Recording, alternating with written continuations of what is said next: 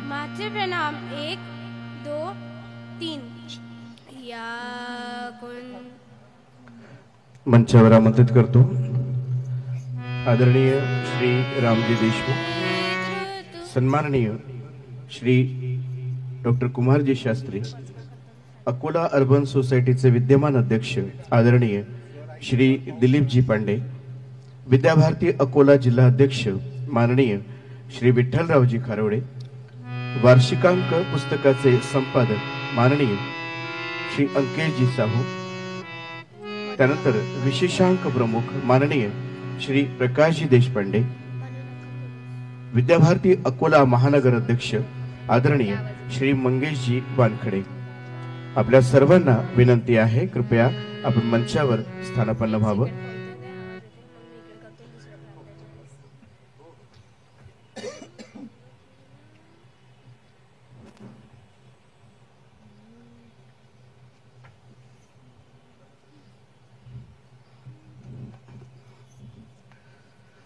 आपल्या सर्व मान्यवरांचे शब्द सुमनाने स्वागत करतो। सर्व मान्यवरांना विनंती की सरस्वती वंदनेकरता सर्वांनी हात जोडायचे आहेत आणि सरस्वती वंदना संताजी इंग्लिश कॉन्व्हेंटचे विद्यार्थी आपल्या समोर सादर करीत आहेत.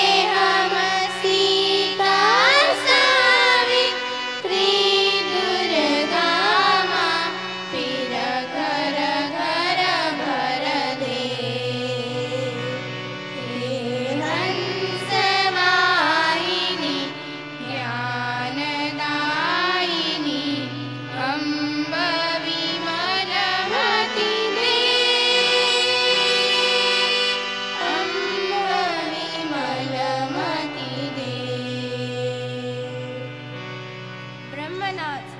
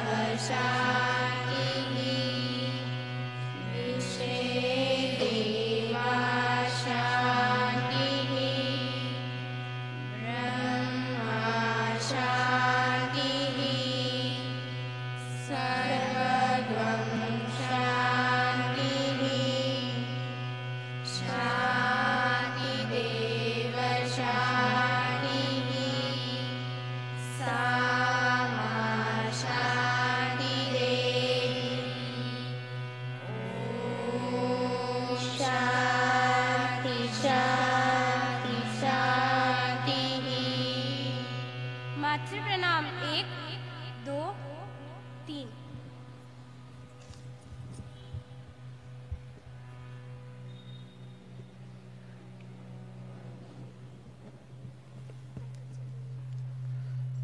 ही वंदना आपल्यासमोर संताजी इंग्लिश कॉन्व्हेंटचे हे विद्यार्थी यांनी आपल्यासमोर सादर केलेली आहे. खूप खूप धन्यवाद. आजच्या या वार्षिकांक प्रकाशना सोहळ्याच्या कार्यक्रमाला जे प्रमुख अतिथी आपल्या इथे उपस्थित आहेत, सन्माननीय श्री कुमारजी शास्त्री, BSc MA इन अर्थशास्त्र, PhD, विदर्भातील प्रसिद्ध लेखक, वक्ते आणि विचारवंत आपण आहात. सेठ केसरीमल पोरवाल महाविद्यालय कामठी येथे उपप्राचार्य म्हणून आताच ते सेवानिवृत्त झालेले आहेत. 1987 मध्ये सरांनी अर्थशास्त्र या विषयामध्ये आचार्य पदवी प्राप्त केलेली आहे. तरुण भारत या वर्तमानपत्रामध्ये आसमंत साहित्य पुरवणीचे 10 वर्ष अतिथी म्हणून संपादन त्यांनी केलेलं आहे. विविध विषयांवर त्यांचं लिखाण आपल्याला बघायला मिळतं. ख्यातनाम व्यक्तींच्या मुलाखती त्यांनी घेतलेल्या आहेत. विशेषत्वाने त्यात भारताचे लाडके पंतप्रधान भारतरत्न अटल बिहारी वाजपेयी, पद्मश्री भीमसेनजी जोशी, विद्यावाचस्पती शंकर अभ्यंकर इत्यादी मोठमोठ्या व्यक्तींच्या मुलाखती सरांनी घेतलेल्या आहेत. विशेष संपादनात 4 दिवाळी अंक प्रकाशित झालेले आहेत. त्यातील 2 दिवाळी अंकांना राज्य पुरस्कार प्राप्त आहेत. अनेक सामाजिक संस्था व शैक्षणिक संस्थांशी आपला परिचय आहे आणि त्या संस्थांशी आपला सहभागसुद्धा या ठिकाणी बघायला मिळतो. महाराष्ट्र राज्य ग्रंथ निवड समितीचे आपण सदस्य आहात आणि महाराष्ट्र राज्य भाषा सल्लागार समितीचे आपण सदस्य आहात. असं एक व्यक्तिमत्व या ठिकाणी आज आपल्याला उद्घाटक म्हणून लाभलेलं आहे. त्याकरता मी अकोला विद्याभारतीच्या वतीने आपलं खूप खूप स्वागत या ठिकाणी करतो आणि सर्व मंचावरील मान्यवरांना विनंती करतो की त्यांनी किशोरजींचं पुष्प देऊन, शाल श्रीफळ देऊन आणि मानसन्मान करून सन्मान चिन्ह देऊन सत्कार करावा. मंचावरील सर्व मान्यवरांना विनंती.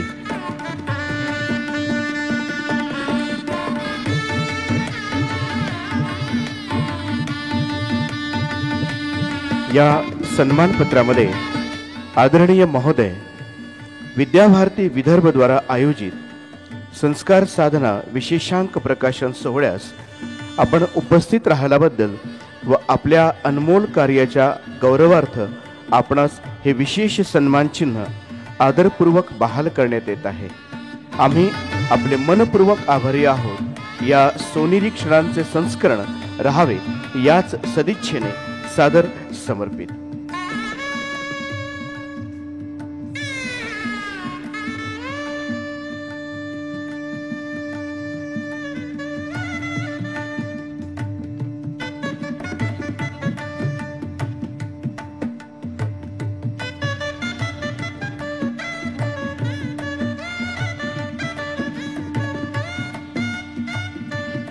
आदरणीय श्री किशोरजी शास्त्री.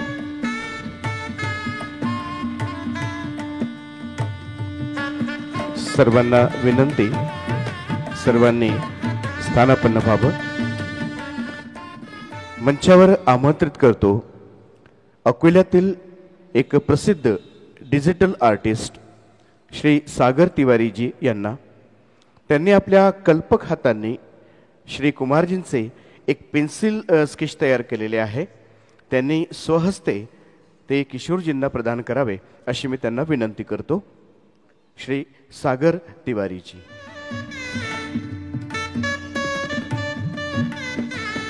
श्री कुमारजी शास्त्री यांना प्रदान करावं अशी त्यांना विनंती करतो. श्री सागर तिवारीजी.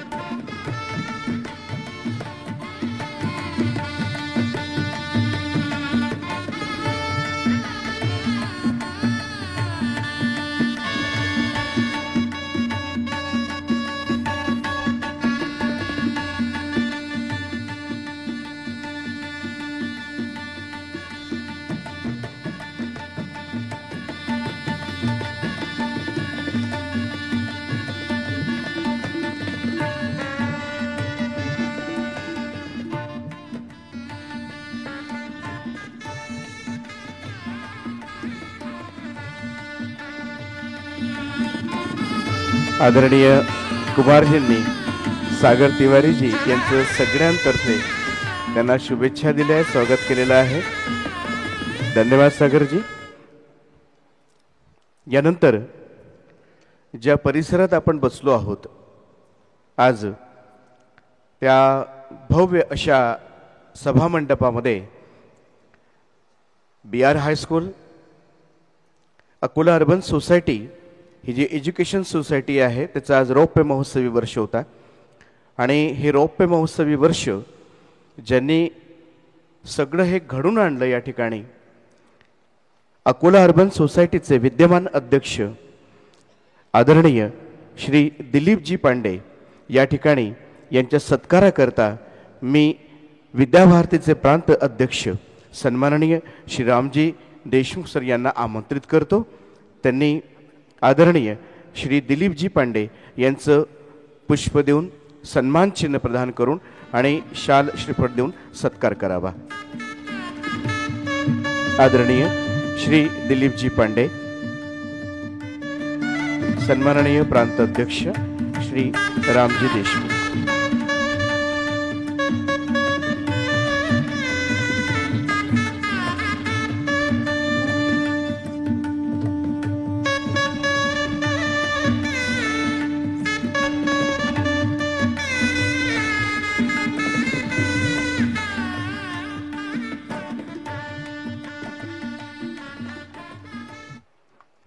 धन्यवाद रामजी. यानंतर या सभामंडपामध्ये आपण 2 सत्कार करणार आहोत. किशोर त्र्यंबकराव धाराशिवकर, नागपूर. M.Com पर्यंत यांचं शिक्षण झालेलं आहे. सोने चांदी व्यवसाय होते. महाराष्ट्र व्यावसायिक संघटनेचे उपाध्यक्ष आपण राहिलेले आहात. सध्या महाराष्ट्र शासनाच्या पोलीस दक्षता समितीचे आपण सदस्य आहात. हेमेंदू रंगभूमी या नाट्य संस्थेचे विद्यमान अध्यक्ष, उज्ज्वल गौरक्षण संस्थेचे ट्रस्टी, सामाजिक व आध्यात्मिक कार्यामध्ये आपला सहभाग आहे. राष्ट्रीय स्वयंसेवक संघ रेशीमबाग नागपूर येथील आपण स्वयंसेवक आहात. मी सन्माननीय सचिनजी जोशी यांना अशी विनंती करतो की त्यांनी किशोर त्र्यंबकराव धाराशिवकर यांचं पुष्प देऊन स्वागत करावं. आदरणीय सचिनजी जोशी.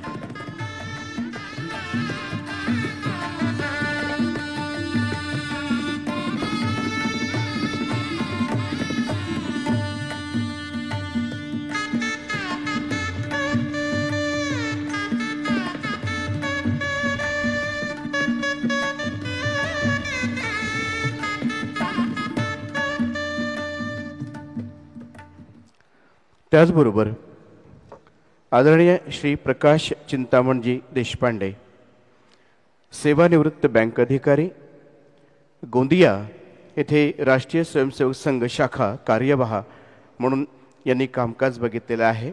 जनवाद नागपूर पत्रिका वृत्तपत्रात 3 वर्षे सहसंपादक म्हणून यांनी काम बघितलेलं आहे. हिवाळी अंक संपादन सदस्य आपण आहात. मुलांचे मासिक नागपूर 12 वर्षापासून हे संपादक करते आहेत. नागपुरातील प्रतितयश सामाजिक शैक्षणिक संस्था केशवनगर सांस्कृतिक सभेचे 7 वर्षे आपण सचिव राहिला आहात. आता उपाध्यक्ष म्हणून आपल्याकडे दायित्व आहे. विद्याभारती नागपूर महानगर पूर्व विभाग अध्यक्ष 3 वर्षांपर्यंत आपण हा कार्यभार सांभाळलेला आहे. सध्या विद्याभारती कार्यकर्ता म्हणून आपण या ठिकाणी काम करत आहात. मी शरदजी वाघ यांना अशी विनंती करतो की त्यांनी आदरणीय श्री प्रकाश चिंतामणजी देशपांडे यांचं पुष्प देऊन स्वागत करावं.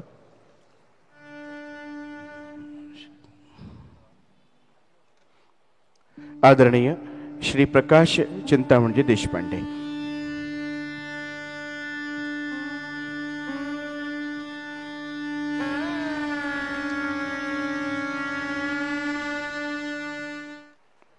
यानंतर Shri Seth बन्सीधर high school education society Telhara या संस्थेचे विद्यमान अध्यक्ष आदरणीय श्री गोपालजी मल यांच्या स्वागताकरता मी गिरीशजी कानडे यांना अशी विनंती करतो की त्यांनी गोपालजींचं पुष्प देऊन स्वागत करावं.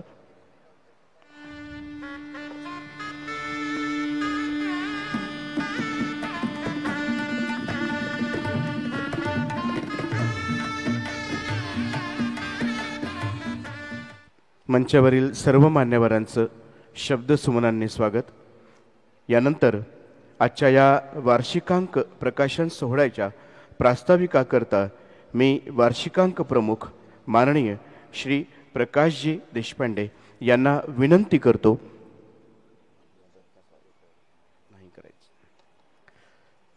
वार्षिकांक प्रमुख माननीय श्री प्रकाशजी देशपांडे यांनी आजच्या या कार्यक्रमाचं प्रास्ताविक करावं. आदरणीय श्री प्रकाशजी देशपांडे.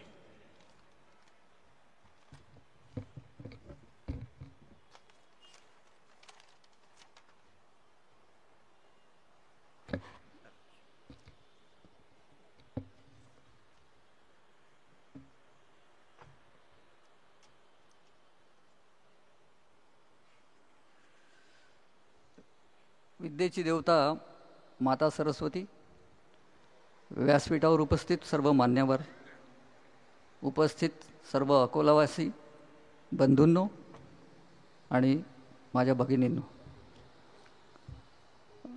विद्याभारतीच्या विशेषांकाचं महत्त्व जेवढं आहे तेवढंच त्या अंकाशिवाय विद्याभारतीचं महत्त्व जास्ती आहे. आणि विद्याभारती काय आहे, कसं काम करते, कशाकरता करते, कार्यक्रम काय काय करते, ते कशा रीतीने करते, त्याचा आयाम काय आहे, हे सर्वसामान्यांना अजूनपर्यंत माहिती नाही. ज्या विद्याभारतीच्या शाळांमध्ये शिकतात त्या विद्यार्थ्यांना आणि आचार्यांना या गोष्टीची कल्पना असते. आणि हाच विषय आमच्या प्रांताध्यक्ष माननीय रामजी देशमुख यांच्या थोडक्यात सांगतो डोक्यात आला.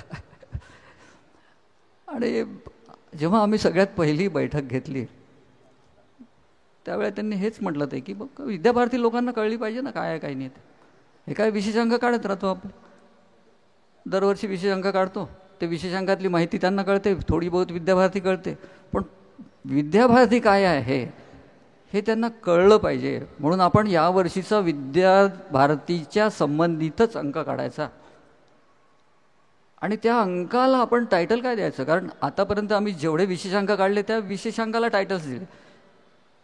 तर बालिका शिक्षण दिलं, जसं आता मागच्याच वर्षी आम्ही जो अंक काढला तो भारतीय शिक्षण पद्धती, त्याचं परंपरा आणि त्याचं उद्देश या विषयावर काढला. त्या शिक्षण पद्धतीत सगळे काही ज्या ज्या पद्धती होत्या सगळ्या क्षेत्राच्या त्याचा सगळा आम्ही पूर्ण आढावा त्यात घेतला आहे. पण विद्याभारतीचं करायचं म्हणजे काय करायचं, तर ते म्हणाले की एक आपण करायचं की फक्त विद्याभारतीचे संबंधित जेवढे कार्यकर्ते किंवा पदाधिकारी आहेत तेच फक्त या अंकात लिहितील, कारण त्यांना विद्याभारती काय आहे ते माहिती आहे आणि ते चांगली समजेल अशा रीतीने मांडू शकतात आपल्या लेखातनं.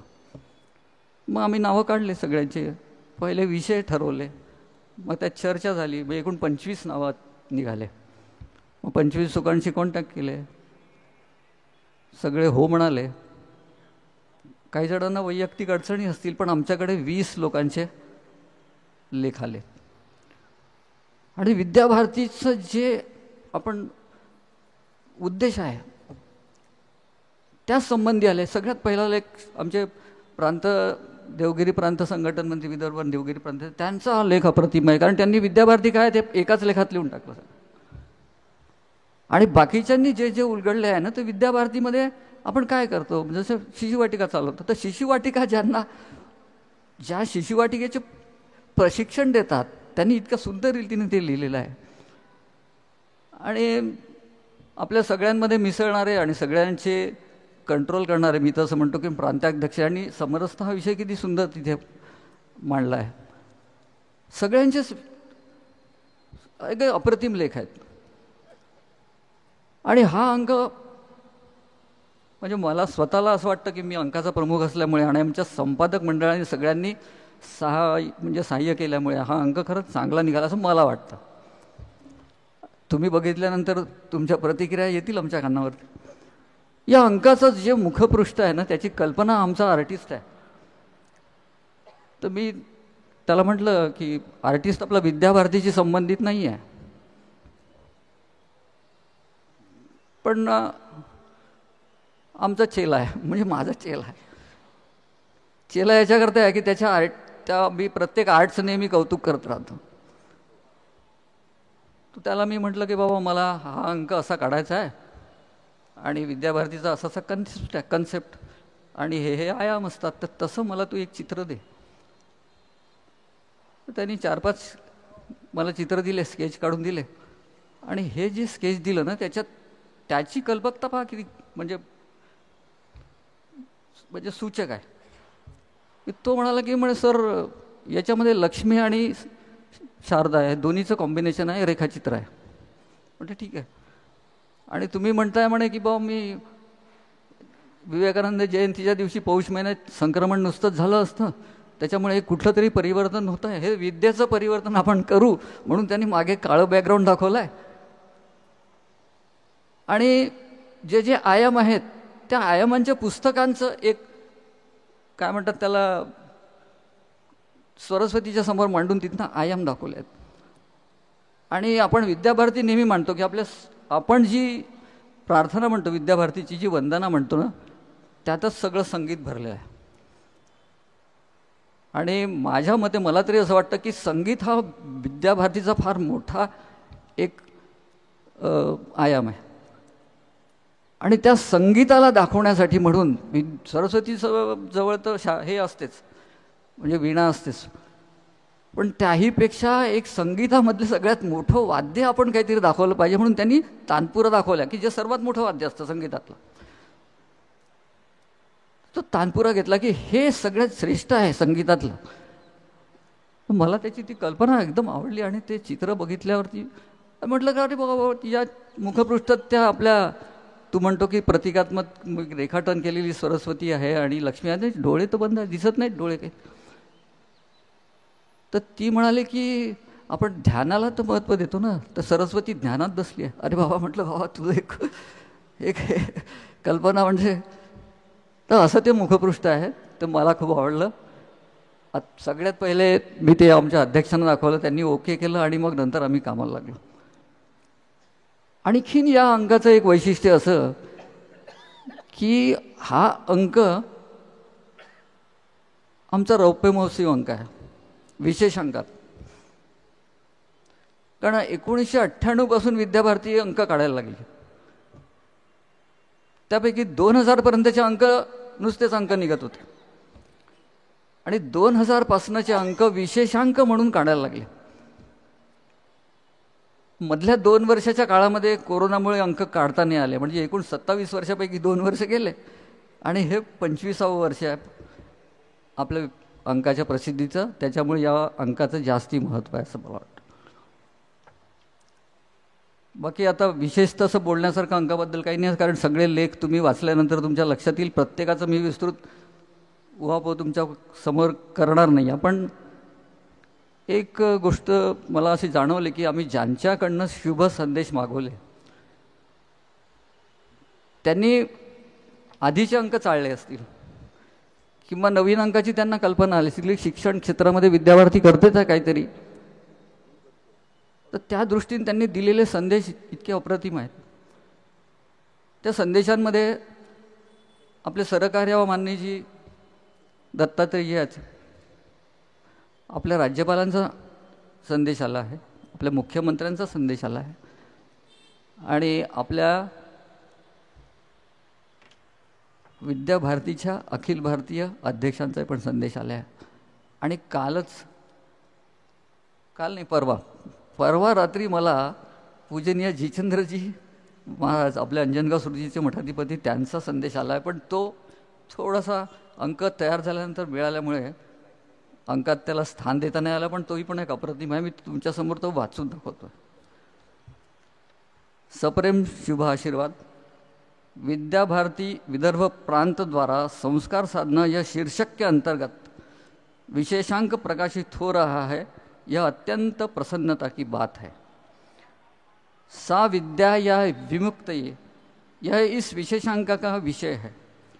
विद्याभारती यह ऋषितुल्य शिक्षकों के द्वारा आदर्श व्यक्ति निर्माण में अपने शिक्षा संस्थानों द्वारा विश्वास रखती है.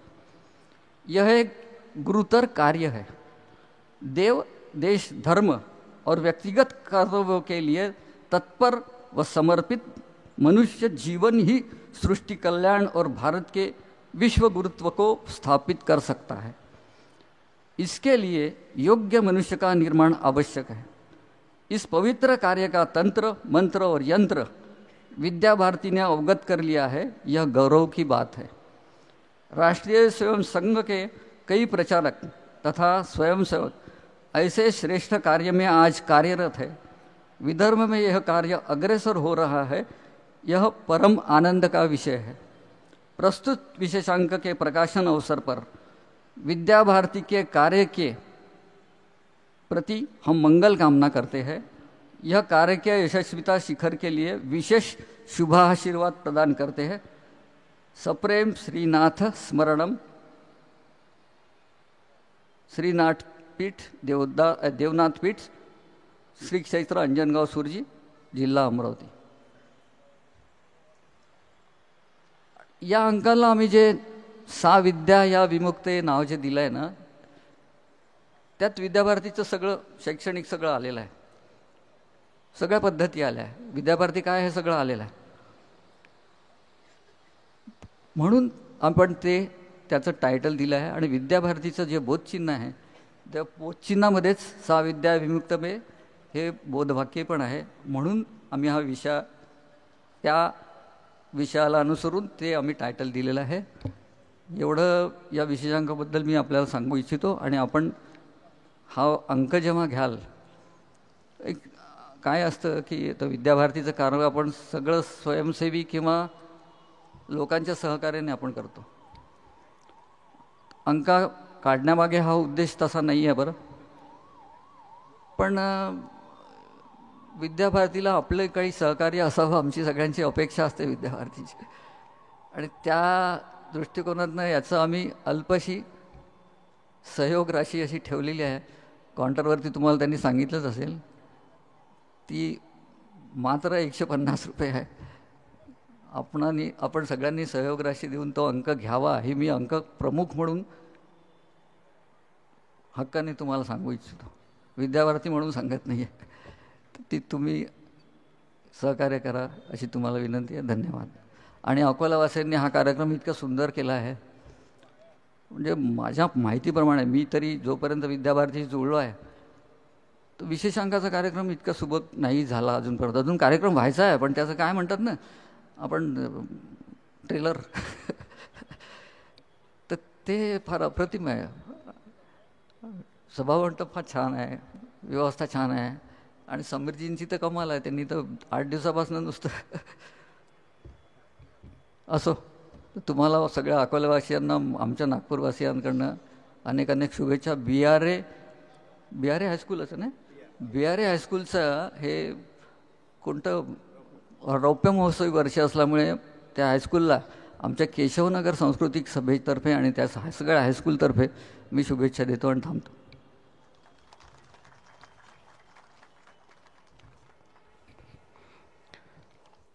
या संस्करणामध्ये ज्या विषयावर लेख प्रसिद्ध आहे त्याविषयी आदरणीय प्रकाशजींनी अतिशय समर्पक शब्दामध्ये ती मांडणी केलेली आहे.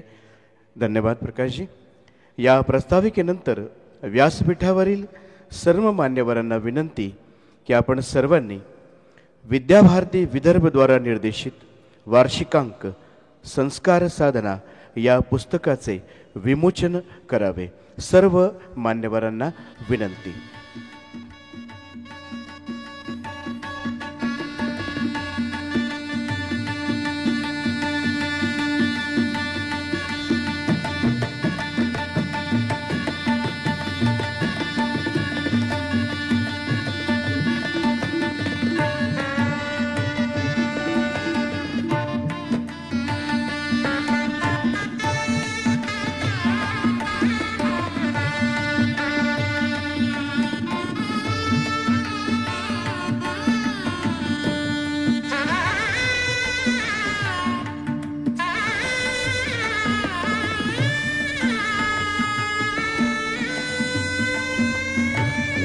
विद्या या विमुक्तये या विविध विषयावर आधारित तज्ज्ञांकडून लिहिलेली संस्कार साधना या पुस्तकाचे विमोचन होताना आम्हा सर्व वाचकांना अत्यानंद होत आहे.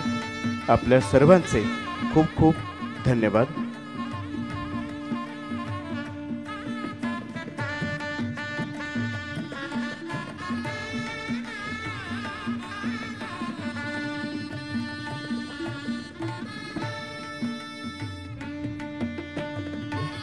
या प्रकाशनानंतर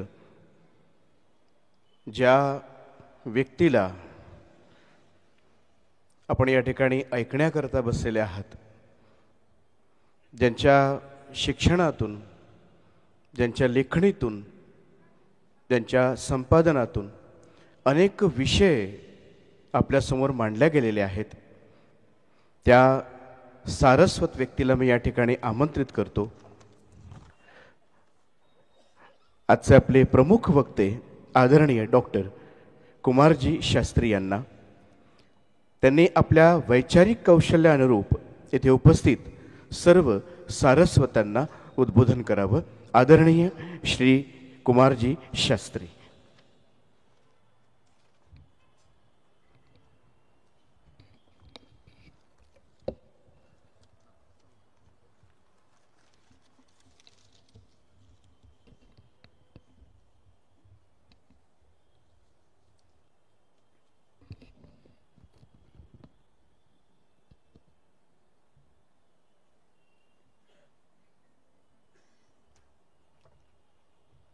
अत्यंत हृद्य अशा या विमोचनाच्या कार्यक्रमाचे अध्यक्ष माझे मित्र डॉक्टर रामजी देशमुख, ज्यांनी नुकतंच आत्ता या ठिकाणी अत्यंत संक्षेपाने अंकाच्या संदर्भामध्ये संपूर्ण माहिती दिली, ते माझे मित्र प्रकाश देशपांडे. ही शाळा, इथे टाकलेला हा सुंदर मांडप ज्याच्याबद्दल उल्लेख केला, त्या संस्थेचे प्रमुख श्री पांडेजी, मंचावर उपस्थित विठ्ठलजी खारोडे, श्री मंगेशजी वानखेडे आणि इथे उपस्थित असलेले सगळे महानुभाव, शिक्षणप्रेमी बंधूंनो, भगिनींनो, मातांनो, सर्वप्रथम मी सहर्षपणे घोषित करतो की सा विद्या या विमुक्तयेत या विद्याभारतीच्या संस्कार साधना वार्षिक अंकाचं आपण सहर्षाने टाळ्या वाजवून स्वागत करावं.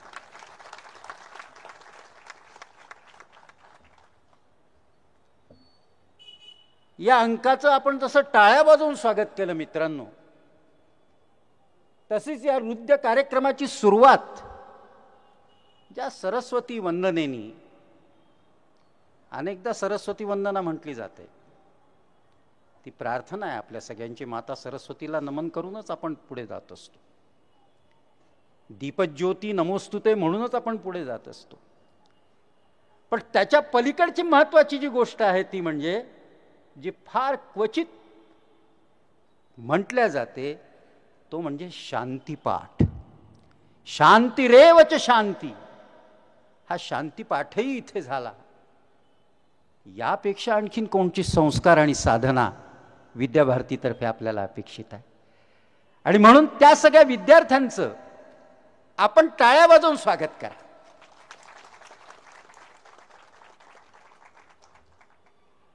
मित्रांनो, हा अंक मला आत्ताच नागपूरवरून येत असताना हातात दिला गेला. हातात देत असताना प्रकाशजी असं म्हणालेत, त्यांच्या मनात थोडीशी एक चलविचलता अशी होती. ते म्हणालेत की आम्ही 12 जानेवारीला विवेकानंद जयंती ज्या दिवशी आहे त्या दिवशी आम्ही हा अंक विमोचित करणार होतो, परंतु काही अपरिहार्य कारणामुळे थोडासा विलंब झाला. मी लगेच त्यांना म्हटलं की प्रकाशजी, जी नियती आहे ना ती फार मोठी आहे. नियतीचे संकेत मोठे असतात. विवेकानंदांचा जन्म संक्रांतीच्या महापर्वावरती 12 जानेवारीला झाला हे सगळ्यांना माहिती आहे. परंतु रामकृष्ण आश्रम मध्ये 12 जानेवारीला त्यांचा जन्म साजरा केला जात नाही. आपल्याकडे वाढदिवस हा तारखेपेक्षा तिथीने होत असतो. आणि आजची ही तिथी आहे पौष वद्य सप्तमी, ज्या दिवशी विवेकानंदांचा ब्रह्ममुहूर्तावरती पहाटेच्या वेळेला जन्म झालेला आहे. त्या दिवशी आपल्या या अंकाचं विमोचन होत आहे. हे यापेक्षा आणखीन नियतीचा काय सुंदर संकेत पाहिजे हो. आणि म्हणून मी संपादकाचे प्रमुख प्रकाशजी, ज्यांनी संपादन केले ते अंकित शाहू, यामध्ये असलेले विविध लोकांचे, मान्यवरांचे, शिक्षण तज्ज्ञांचे आमचे राम मास्तरांचा याच्यामध्ये लेख आहे समरसतेवरती, सगळ्या शिक्षणप्रेमींचे. शैलेशजींचा लेख आहे, अनिता पत्कींचा लेख आहे. असे वेगवेगळे किती नावं या ठिकाणी घ्यावे. या सगळ्या शिक्षणप्रेमींनी मिळून सालंकृत केलेला, अलंकृत केलेला हा अंक, पुन्हा या सगळ्या लेखकांचं, संपादक चमूंचं आपण स्वागत करूया. आणि अशा या अंकाचं विमोचन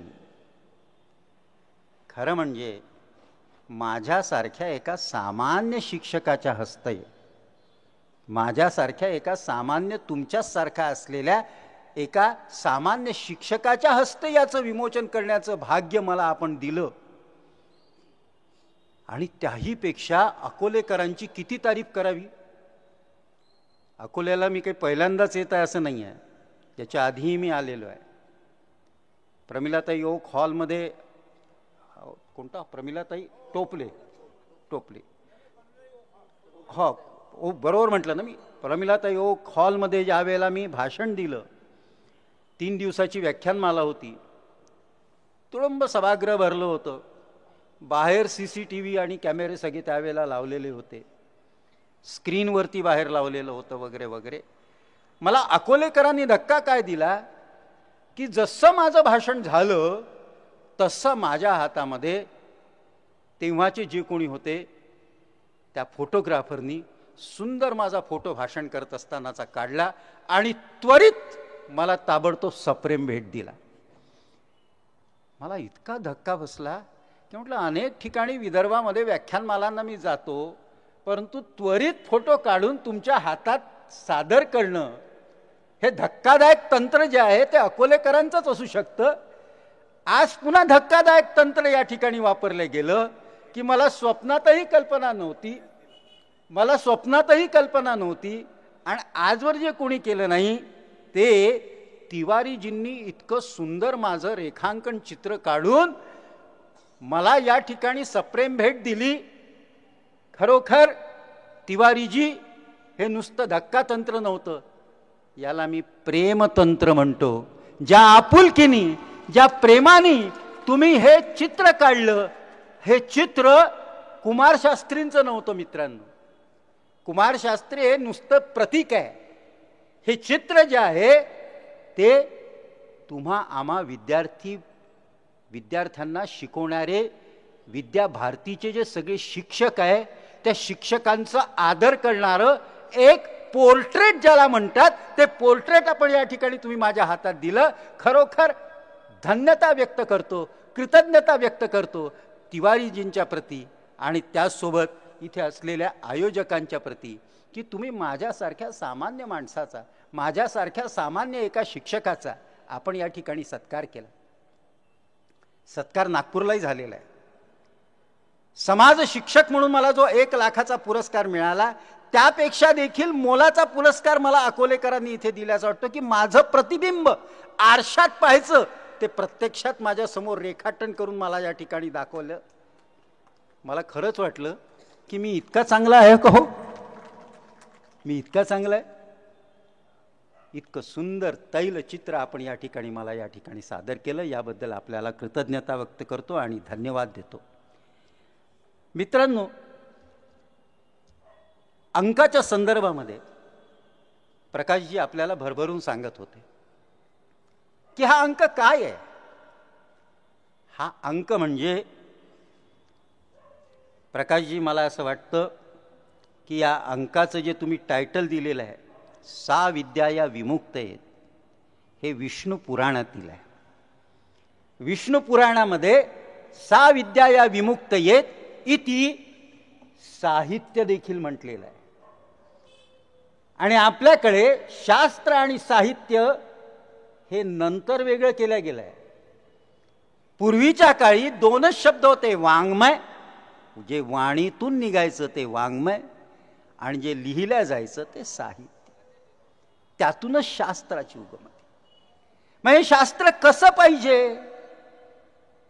हे शास्त्र माणसाला नुसतं घडवणारं नको, ते एक पाऊल पुढे जाऊन असं म्हटलेलं आहे की हे जे शास्त्र आहे, ही जी विद्या आहे, ज्ञानाचं रूपांतर विद्येत करायचं आणि विद्येचं रूपांतर जे आहे ते कशात करायचं? ते आनंदात करायचं. विद्येचं रूपांतर हे शिक्षणात झालं पाहिजे आणि त्या शिक्षणातून माणसाला माणूस घडला यापेक्षाही माणसाच्या जीवनाच्या मुक्तीचा आनंद मिळाला पाहिजे.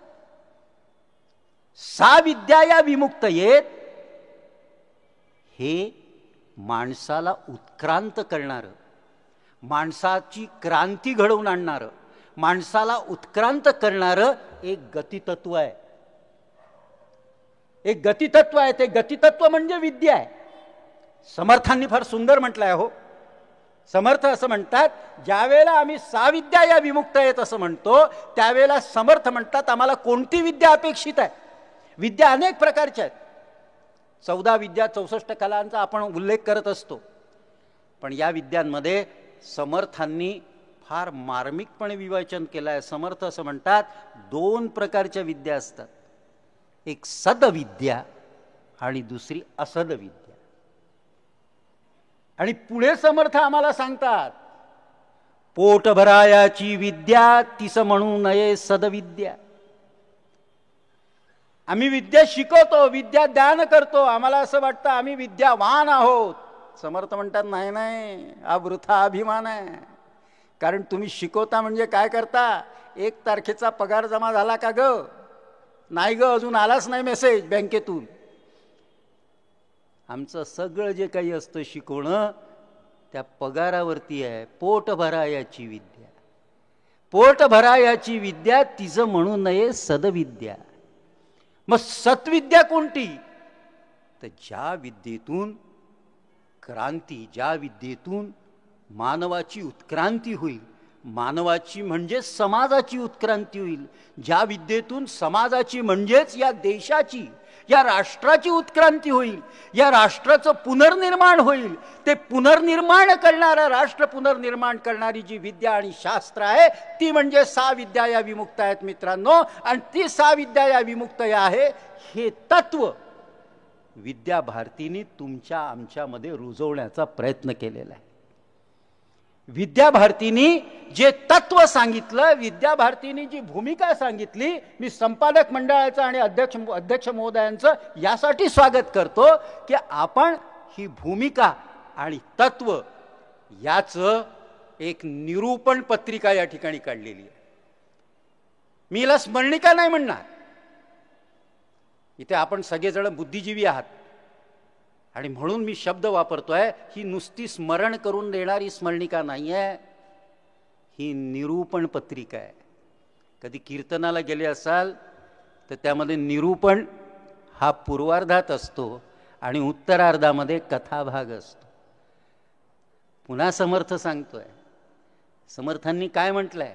निरूपण कशाला म्हणायचं? निश्चित रूपेण, निश्चित रूपेण इति निरूपण. निश्चित रूपेण, रूपेण म्हणजे आराखडा, रूपेण म्हणजे प्रारूप. मग ते प्रारूप कोणतं आहे? ते तत्व, ती भूमिका, ते धोरण,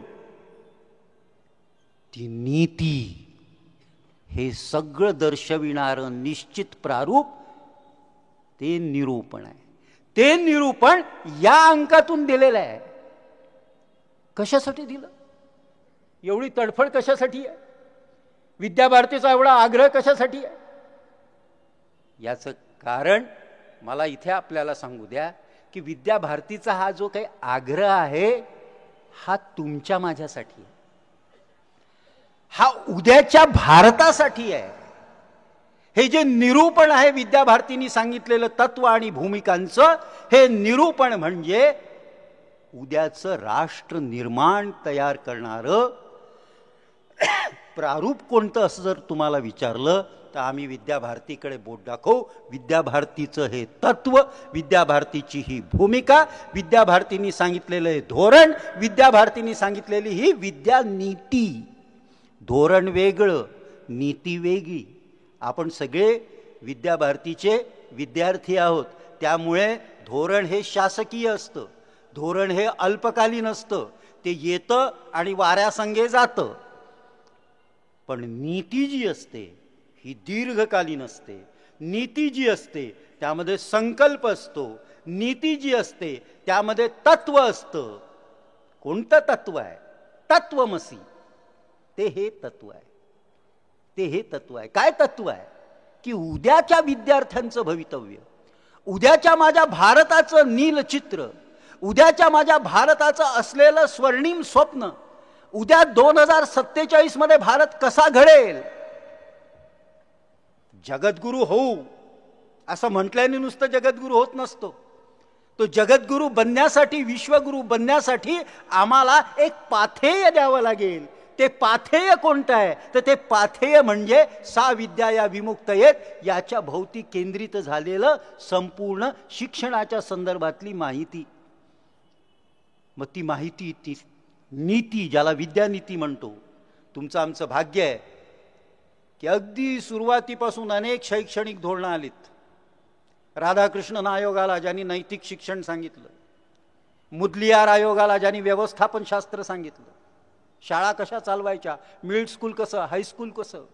कोठारी आयोग आलं, कोठारी आयोगाने आम्हाला 11वी 12वी व्यावसायिक शिक्षण कसं चालवायचं ते सांगितलं. मग त्यानंतर नवशैक्षणिक धोरण आलं. पण ही सगळी धोरणच राहत गेली.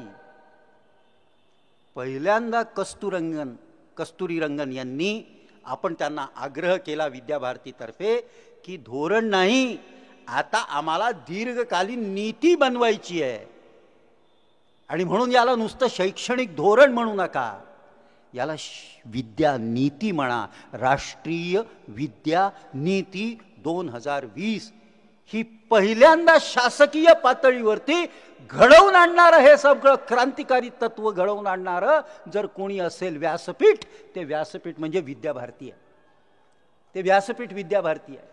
आणि म्हणून ह्या विद्याभारतीचा आम्हाला मनापासून आम्ही स्वागत यासाठी करतो की पहिल्यांदा कुठेतरी नेमकी दिशा, पहिल्यांदा कुठेतरी नेमकं तत्वज्ञान, पहिल्यांदा तुम्हाला आम्हाला अभिप्रेत असलेला समाज पोषक आत्मनिर्भर भारताचं चित्र, त्यासाठी लागणारं शैक्षणिक नीती, हे सगळं या ठिकाणी या निरूपणाच्या रूपाने तुम्हाला या ठिकाणी वाचायला मिळणार आहे. प्रकाशजी म्हणालेत की 150 रुपये त्याचं मूल्य आहे.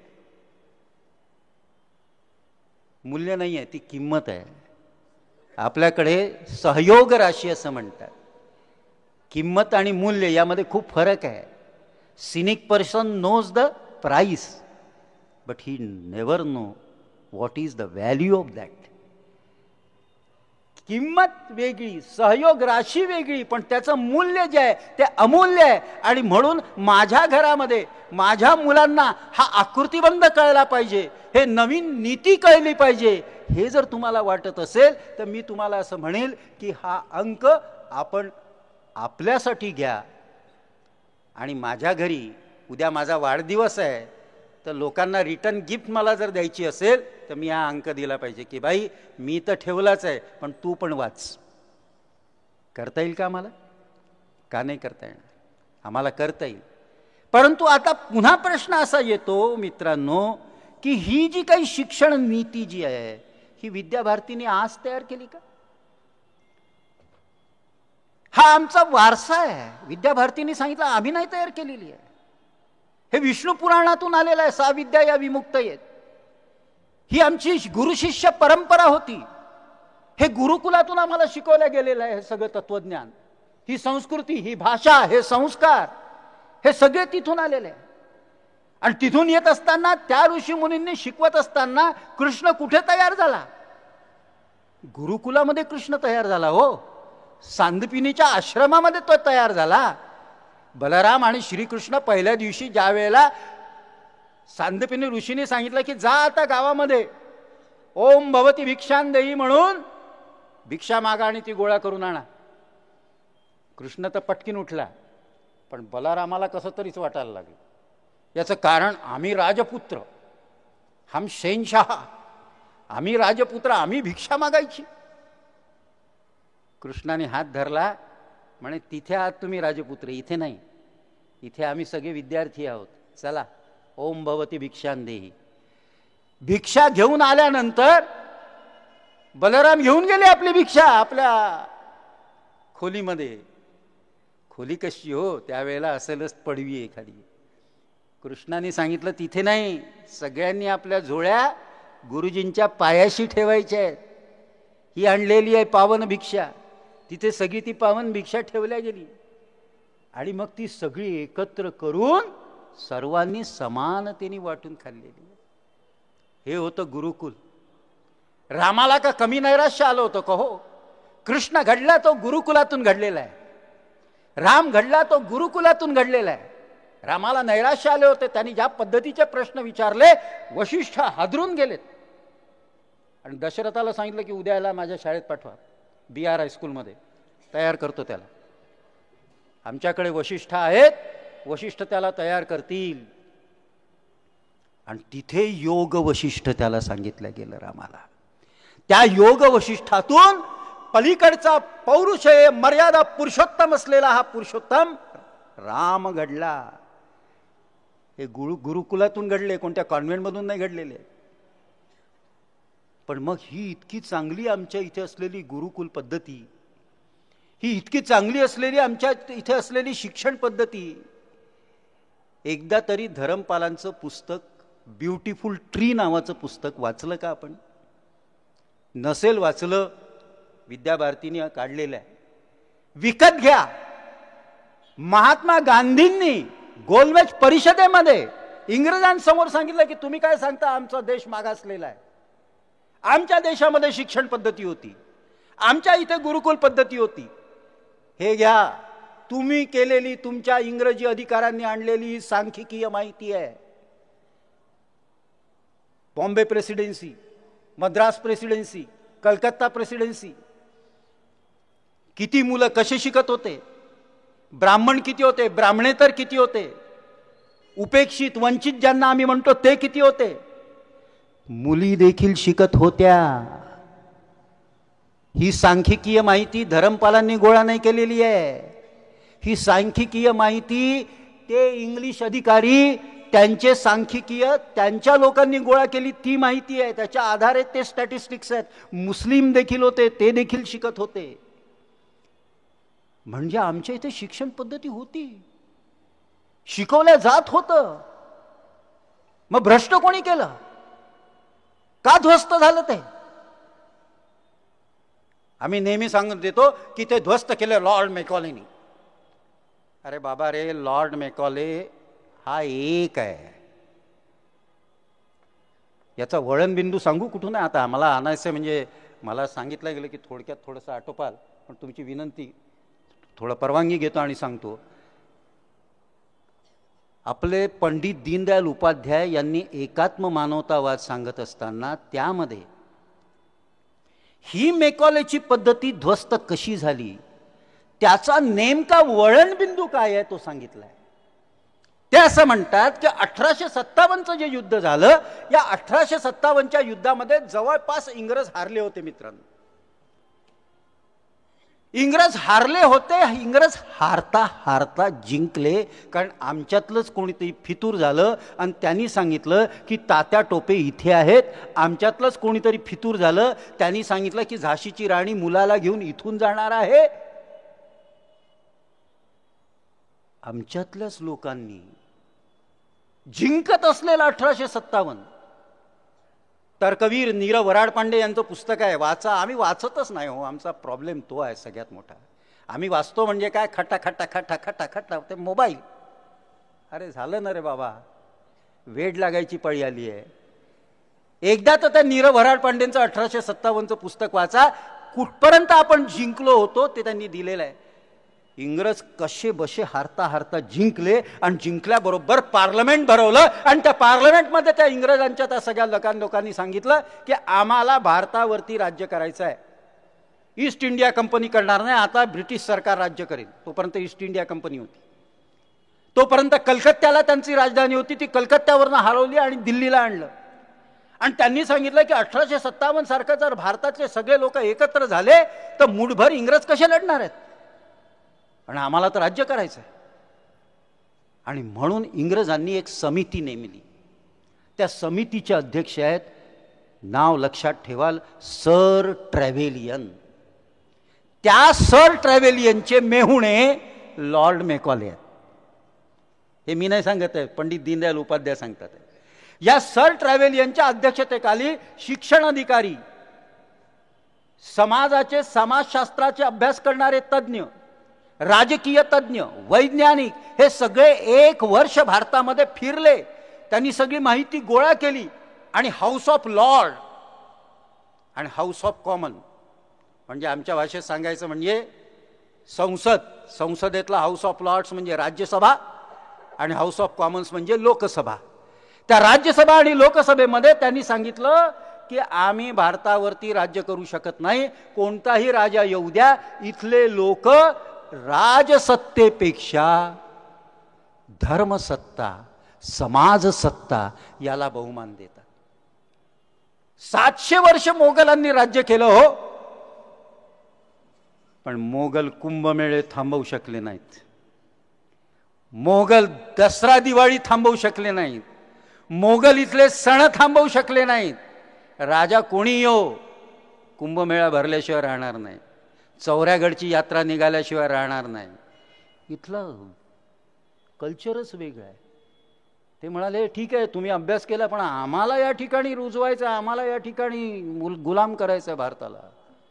आणि पंडित दीनदयालजी उपाध्याय त्यांनी फार सुंदर शब्द वापरला. त्यांनी सांगितलंय की त्यांनी म्हटलं की आम्हाला भारताला चिर आश्रित गुलाम करायचं आहे, साधं गुलाम नाही करायचं आहे, चिर आश्रित, चिरंतन. आणि आम्ही खरोखर चिराश्रित गुलाम झालोय की नाही पहा. चिराश्रित गुलाम करायचं असेल तर काय करावं, त्यावर त्यांनी सांगितलेलं आहे की तुम्ही त्यांचे मेंदू बदला, तुम्ही त्यांचं मानसिकता बदला, तुम्ही त्यांच्यामधली आत्मनिर्भरता काढून टाका. मग हे सगळं काढायचं कशाच्या भरोश्यावरती, तर असं शिक्षण त्यांना द्या की ज्यातून कारकून तयार होतील. ते कारकून त्यांनी तयार केलेत आणि तिथून आमचं हे सगळं ध्वस्त झालं. भारतामध्ये सर ट्रॅव्हेलियन आणि मेकाले आहे, पण इंग्रजांनी केवळ भारतावर राज्य नाही केलंय मित्रांनो, जवळजवळ 105 देशांवरती छोट्या मोठ्या राज्य केलं. तिथे कुठून आली ही शिक्षण पद्धती, कुठून ध्वस्त झालं हे सगळं. आम्ही येता येता चर्चा करत होतो, मी आणि प्रकाशजी. मी त्यांना म्हटलं मी आज जरूर सांगेल, तिथे जर खरोखर प्रेमी असतील, शिक्षणप्रेमी, त्यांना एक नाव लक्षात ठेवा की हे जे सगळं तुम्ही भूगोल, इतिहास, तुम्ही रसायनशास्त्र, पदार्थ विज्ञान, हे जे सगळे विषय शिकवता ना, हे कुठून आलेत, कोणत्या ज्ञानमीमांसेतून आलेत. आजवर इतकं तुमच्या इथे गॅदरिंग झालेत, वेगवेगळे विद्वान येऊन गेले, कोणीतरी सांगितलं का? ही सगळी जी आहे शास्त्र, याची उत्पत्ती जी झालेली आहे ती देकार्त प्रणित ज्ञान मीमांसेतून झालेली आहे. जो रेने देकार्त हा पहिला आहे. थेट बेकन पर्यंत संपूर्ण त्याचं हा स्कूल जे आहे ते देकार्त स्कूल चालतं. एक माणूस नव्हता, स्कूल होतं ते एवढं मोठं. त्याने जगावरती देकार्त प्रणित ज्ञानमीमांसा लादली. ज्या ज्ञानमीमांसेमध्ये हा देकार्त, एका थोडक्यात 5 मिनिटांमध्ये सांगतो, हा देकार्त जो होता हा गणितज्ञ होता. तो विज्ञानाला मांडायचा, तंत्रज्ञानाला मांडायचा. तो असं म्हणायचा की सृष्टी काय आहे, सृष्टी एक यंत्र आहे. मग यंत्र कसं तयार केलं जातं, पुर्जे एकत्र करायचे, पुर्जे एकत्र जोडले की यंत्र तयार होतं. मग सृष्टीचे देखील असे पुर्जे मी एकत्र करील आणि नवसृष्टी निर्माण करील, हे आहे माझं विज्ञान. आणि मग ही जी सृष्टी आहे त्यामध्ये हे विज्ञान तंत्रज्ञान मी इतकं प्रगत करील आणि त्यासाठी निसर्गातल्या संसाधनांचा मी सगळा वापर करील. अव्याहत उत्पादन, अनिर्बंध उपभोग, हे म्हणजे प्राणतत्व आहे देकार्त प्रणित ज्ञानमीमांसेचे. अव्याहत उत्पादन, किती उत्पादन हो. खरोखरच मला सांगा, टी व्हीमध्ये दर 5 मिनिटांनी ज्या जाहिराती येतात, आमच्या काही कामाच्या असतात का? 2 पैशाच्या मिठासाठी गांधींनी सत्याग्रह केला होता आणि आज ती काय सांगते आम्हाला, तुमच्या घरात ते कोणतं पिंक असलेलं, गुलाबी असलेलं तुमचं मीठ तुम्ही वापरत नाही, म्हणजे तुम्ही बयाड, तुम्ही पांढरं मीठ खाता. आम्ही पिंक. काय आहे अकोल्यातले किती लोक तसे खात असतील, किती लोक जाडमीठ घेत असतील. काय त्या सगळ्या जाहिराती? कुठे चाललाय चंगळवाद, कुठे चाललाय भोगवाद? आणि या भोगवाद आणि या चंगळवादातून कोणतं सुख आम्हाला मिळत आहे? देकार्तनी म्हटलं होतं की यातून तुम्हाला सुख मिळेल. कोणतं सुख आम्हाला मिळत आहे? या पाश्चात्य संस्कृतीवरती टीका करणारं पाश्चात्य संस्कृतीतलाच एक मोठा साहित्यिक, त्याचं सुंदर वाक्य मी तुम्हाला सांगतो. त्याचं नाव आहे टी.एस. इलियट. हा टी.एस. इलियट असं म्हणतो, where is that life we have lost in our living. Where is that life? Life म्हणजे जिवंतपणा, जगण्यातला जिवंतपणा. त्या शेगाववरनं तिकडून कुठल्या तरी रानातल्या जंगलाच्या तिकडच्या मार्गाने आम्ही येत होतो. तिथे झुळझुळ झुळझुळ आवाज आला म्हणून गाडी थांबवली. बाजूला ओढा वाहत होता. इतकं सुंदर त्या ठिकाणी आज संगीत म्हटलं ना तुम्ही, त्या ओढ्याच्या पाण्याचं संगीत पाहत असताना त्या ड्रायव्हरला म्हटलं इथेच थांब, आपण इथेच बसू. ओंजळीने पाणी प्यालो, मन तृप्त होऊन गेलं, मन तृप्त होऊन गेलं. जंगलातला लहानसा निर्झरास तो ओढा, जिवंतपणा होता त्यात. Where is that life we have lost in our living. आपला कोणीतरी कुटुंबातला भेटतो, तो किती कडकडून मिठी मारतो, त्यावेळेला कडकडून मिठी मारतो ज्यावेळेला त्यामध्ये जिवंतपणा असतो. नाही तर आले का, बरं बसा, केव्हा जाणार? पुणेकर पटकन विचारतात केव्हा जाणार. केवढी जिवंत भेट आहे नाही? राम भरत भेट आम्ही सांगतो. Where is that life we have lost in our living. पुढचं याच्यापेक्षा सुंदर आहे. तो टी.एस. इलियट तो काय म्हणतो, तो असं म्हणतो, साहित्यिक आहे फार मोठा. तो असं म्हणतो, where is that wisdom we have lost in our knowledge. आणि मला असं वाटतं इथे सा विद्या या विमुक्त येत याची गुरु किल्ली आम्हाला सापडते. ज्ञान अनेकांजवळ असतं, हो, प्रश्न नाही आहे. पण तो ज्ञान जे आहे त्या ज्ञानाचा वापर विवेकाने करायला पाहिजे. माणसाचं बळ कशात आहे? बुद्धीत आहे. आणि बुद्धीचं बळ कशात आहे? म्हणे बुद्धिबळात आहे, प्यादे चालवायची. म्हटलं नाही, बुद्धीचं बळ हे विवेकामध्ये असतं. जो विवेकाने वागतो तो पुढे जात असतो. पण आज आम्हाला असं लक्षात येतं कुठेतरी विवेक हरवलेला आहे हो आमच्या शिक्षणातून. शैक्षणिक शोकांतिका ही आमची की where is that wisdom we have lost in our knowledge and knowledge becomes information. नुसतं इन्फॉर्मेशन म्हणजे माहिती तंत्रज्ञानाचा विस्फोट झाला म्हणे. म्हटलं म्हणजे काय झालं रे? नाही ते नका विचारू, शब्द मोठा आहे. माहिती तंत्रज्ञानाचा इतका विस्फोट झाला, इतकी माहिती की त्या मुलाच्या डोक्यामध्ये एवढूसं डोकं, आणि या मास्तरीणबाई त्याच्यात भूगोलही कोंबतात, त्याच्यात गणितही कोंबतात, त्याच्यात काय नाही कोंबत होत्या. म्हणजे त्या दप्तराचं ओझं पाहिल्यावर असं वाटतं चिमुकला जीव, पाठीचा कणा राहील की नाही राहणार. Where is that wisdom we have lost in our knowledge. Knowledge becomes information. माहिती म्हणजे नाही, हो ठीक आहे, माहिती तंत्रज्ञानाने प्रगती केली आम्हाला मान्य आहे, विज्ञानाने भरारी मारली आम्हाला मान्य आहे. त्या पर्ल बकची गोष्ट तुम्हाला माहिती आहे ना? पर्ल बक नावाची विदुषी, अत्यंत विद्वान, एज्युकेशनलिस्ट, साहित्यिक, ती भाषण देत होती. कशावर? शिक्षणावर आणि विज्ञानावर. की विज्ञानाने तंत्रज्ञानाने किती प्रगती केली की आम्ही अवकाशामध्ये पोहोचलो, चंद्रावर पोहोचलो, मंगळावर पोहोचलो. विज्ञानाच्या प्रगतीमुळे पोहोचलो ना, तंत्रज्ञानाच्या प्रगतीमुळे पोहोचलो ना. जे आहे ते मान्यच करायला पाहिजे. नुसतं आकाशात भरारी नाही मारली. ती सांगते की आमच्या तंत्रज्ञान विज्ञानाने समुद्राचा तळ देखील शोधलाय, हिरे शोधून काढलेले आहेत. फार सुंदर बोलली. चीनमध्ये बोलत होती. त्या कोपऱ्यामध्ये सगळ्यात शेवटी जे बसल्यात ना, खाली मान घालून बसलेले, त्यांच्यासारखा एक जख्ख म्हातारा कोपऱ्यामध्ये बसला होता, दाढी वाढलेला. प्रश्नोत्तर सुरू झाले. तो म्हणाला मला प्रश्न विचारायचा आहे. तो म्हणाला भाईसाहेब फार सुंदर भाषण तुम्ही दिलं, खरोखर खूप प्रगती केली तुमच्या विज्ञानाने, तुमच्या शिक्षणाने. आसमंतामध्ये भरारी मारली, तुम्ही परग्रहावरती पोहोचलेत. तुम्ही समुद्राचा तळ शोधला, पण तुमच्या शिक्षणाने माणसाला जमिनीवर चालायला शिकवलं का हो? तुमच्या विज्ञानाने माणसाला जमिनीवर चालायला शिकवलं का हो? पर्ल बक उत्तर देऊ शकली नाही. पर्ल बक उत्तर देऊ शकली नाही. का नाही? तुम्ही आम्ही देखील उत्तर देऊ शकतो का? बदलापूर सारखी घटना ज्यावेळेला मी वाचतो त्यावेळेला काय होतं? काल परवा आमच्या वाडीमध्ये त्या मुलांनी केवळ 12वीचा निकाल चांगला लागला नाही म्हणून वरतून खाली सरी उडी मारली, आत्महत्या केली. रोज वर्तमानपत्र उघडावं त्यावेळेला एक एक कहाणी काय दिसून येते आम्हाला? शाळांमध्ये सीसीटीव्ही कधी लागले होते सर? आता तर असं सांगितलं शासकीय आदेश आहेत. मी 3 शिक्षण संस्थांच्या संचालक मंडळात आहे. अहो म्हटलं ठीक आहे, शाळेमध्ये ठीक आहे, कॉलेजमध्ये ते पोरं त्याच्यावरती फडकं टाकून देतात.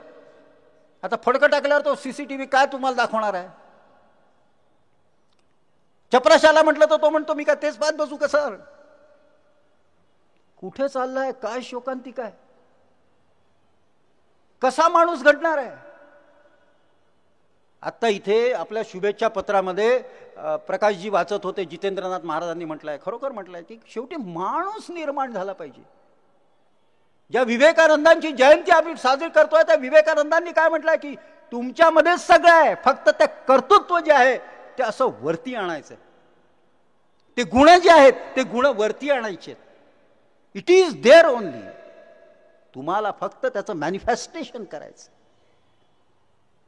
कसा माणूस घडेल? याचं कारण असं की आमचं सगळं शिक्षण तुम्ही बघा हो. विनोबा फार सुंदर सांगायचे. विनोबा असं म्हणायचे, अवघ शिक्षण हे आम्ही शब्दार्थी करून टाकलं, अवघ शिक्षण आम्ही परीक्षार्थी करून टाकलं.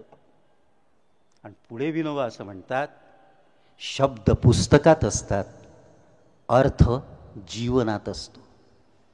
शब्द पुस्तकात असतात, अर्थ मात्र जीवनात असतो. माता शब्द हा पुस्तकात आहे, आई शब्द हा पुस्तकात आहे, म्हणून ती पुस्तकातून कळत नाही. तिच्यासाठी, तिला समजून घेण्यासाठी तुम्हाला नुसतं घरात नाही, स्वयंपाकघरात जावं लागतं.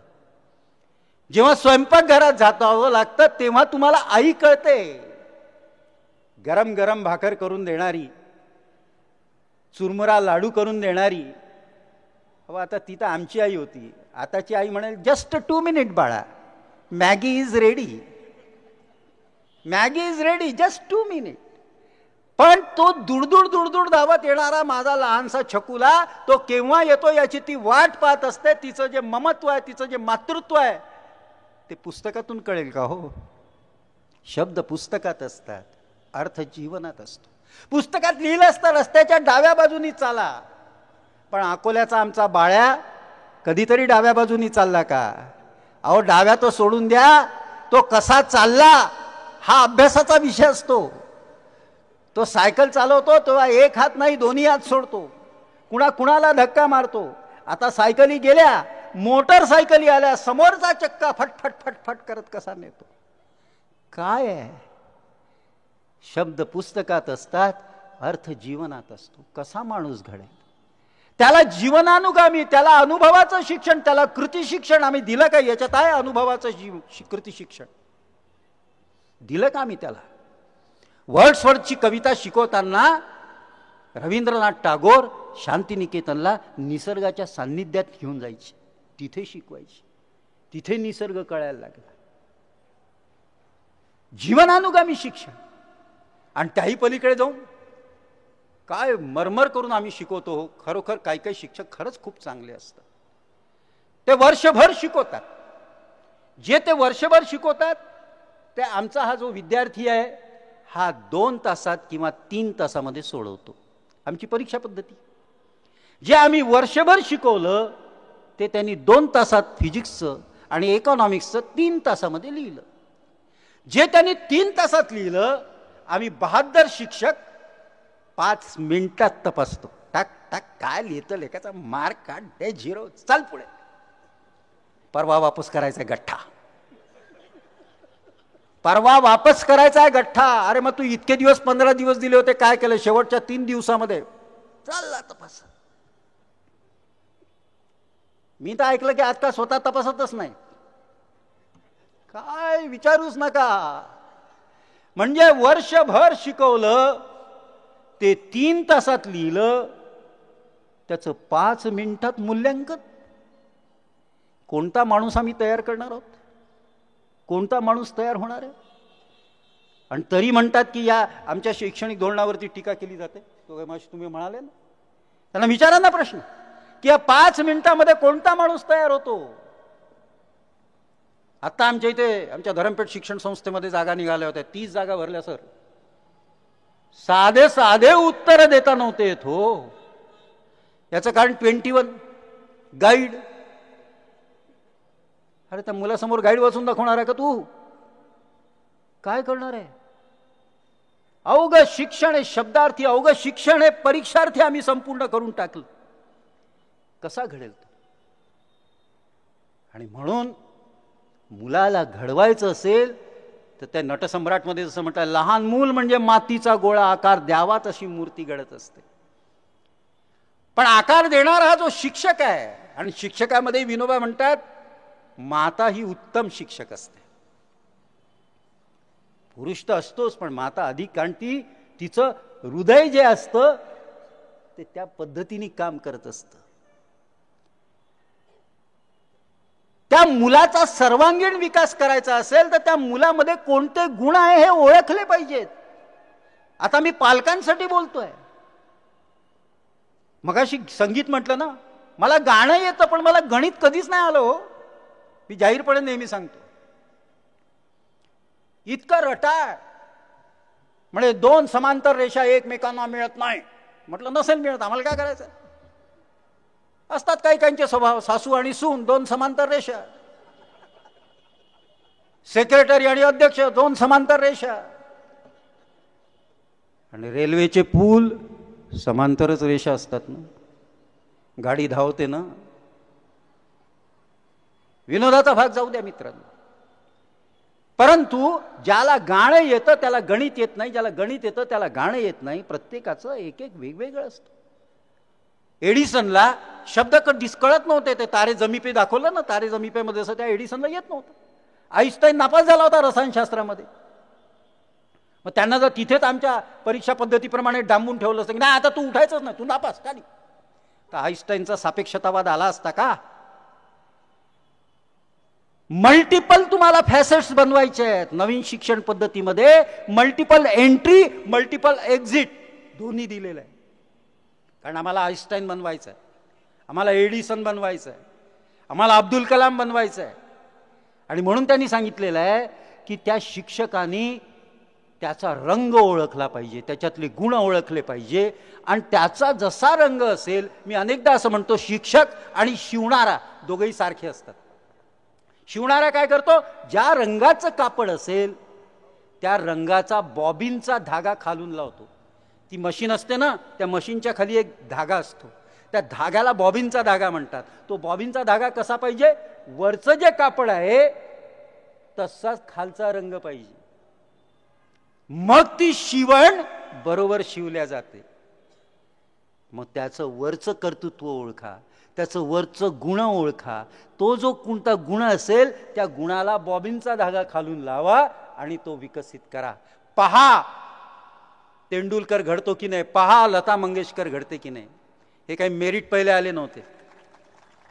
लता मंगेशकर कधी मेरिट पहिली आली नाही, तेंडुलकर कधी मेरिट पहिला आला नाही, की कपिल देव कधी मेरिट पहिला आला नाही.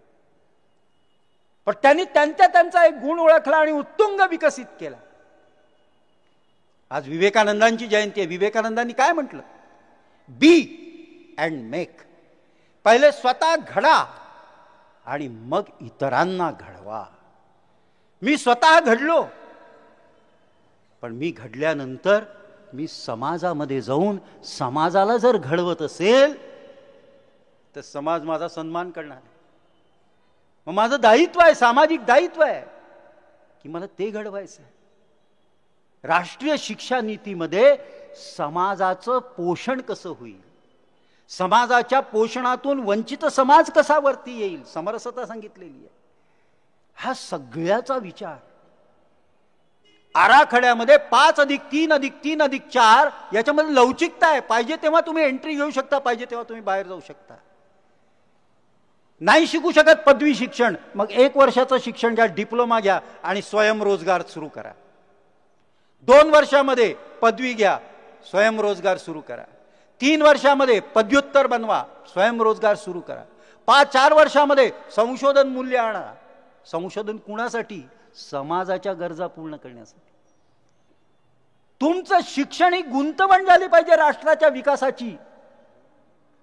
राष्ट्राचा विकास तेव्हा होईल ज्यावेळेला तुमचं शिक्षण गुंतवण सारखं तुम्ही संशोधन मूल्य त्यामध्ये घालाल आणि समाजाच्या गरजा, समाजाला अन्न पाहिजे, समाजाला ऊर्जा पाहिजे, समाजाला वीज पाहिजे, ती मी कशी देऊ शकेन याचा आम्हाला प्रयत्न करायचा. आणि हे करणारे जे कोणी असतील समाजातले घटक गुणवंत, त्या गुणवंतांचा सत्कार करा, आदर करा, प्रेमाने बोला. एक शेवटचं सांगतो आणि माझं इथे मी थांबवतो. आज जगामध्ये सगळे प्रबोधनकार देशमुख सर एक प्रश्न विचारतात की एखादं क्षेत्र हे अस्थिर आहे, संकटग्रस्त आहे, आम्ही समजू शकतो. जसं राजकारण, रोज काही ना काहीतरी चालतं, हा त्याची तंगडी ओढतो, तो त्याची तंगडी ओढतो, सगळं अस्थिर, हे सरकार जाईल, दुसरं सरकार येईल, तिथे अस्थिरता असू शकते. आर्थिक क्षेत्र, भाव वाढले, भाव कमी झाले, आता तर शेअर मार्केट प्रमाणे आमचे ब्लड प्रेशरही खालीवरती होतात, ठीक आहे, समजू शकतो.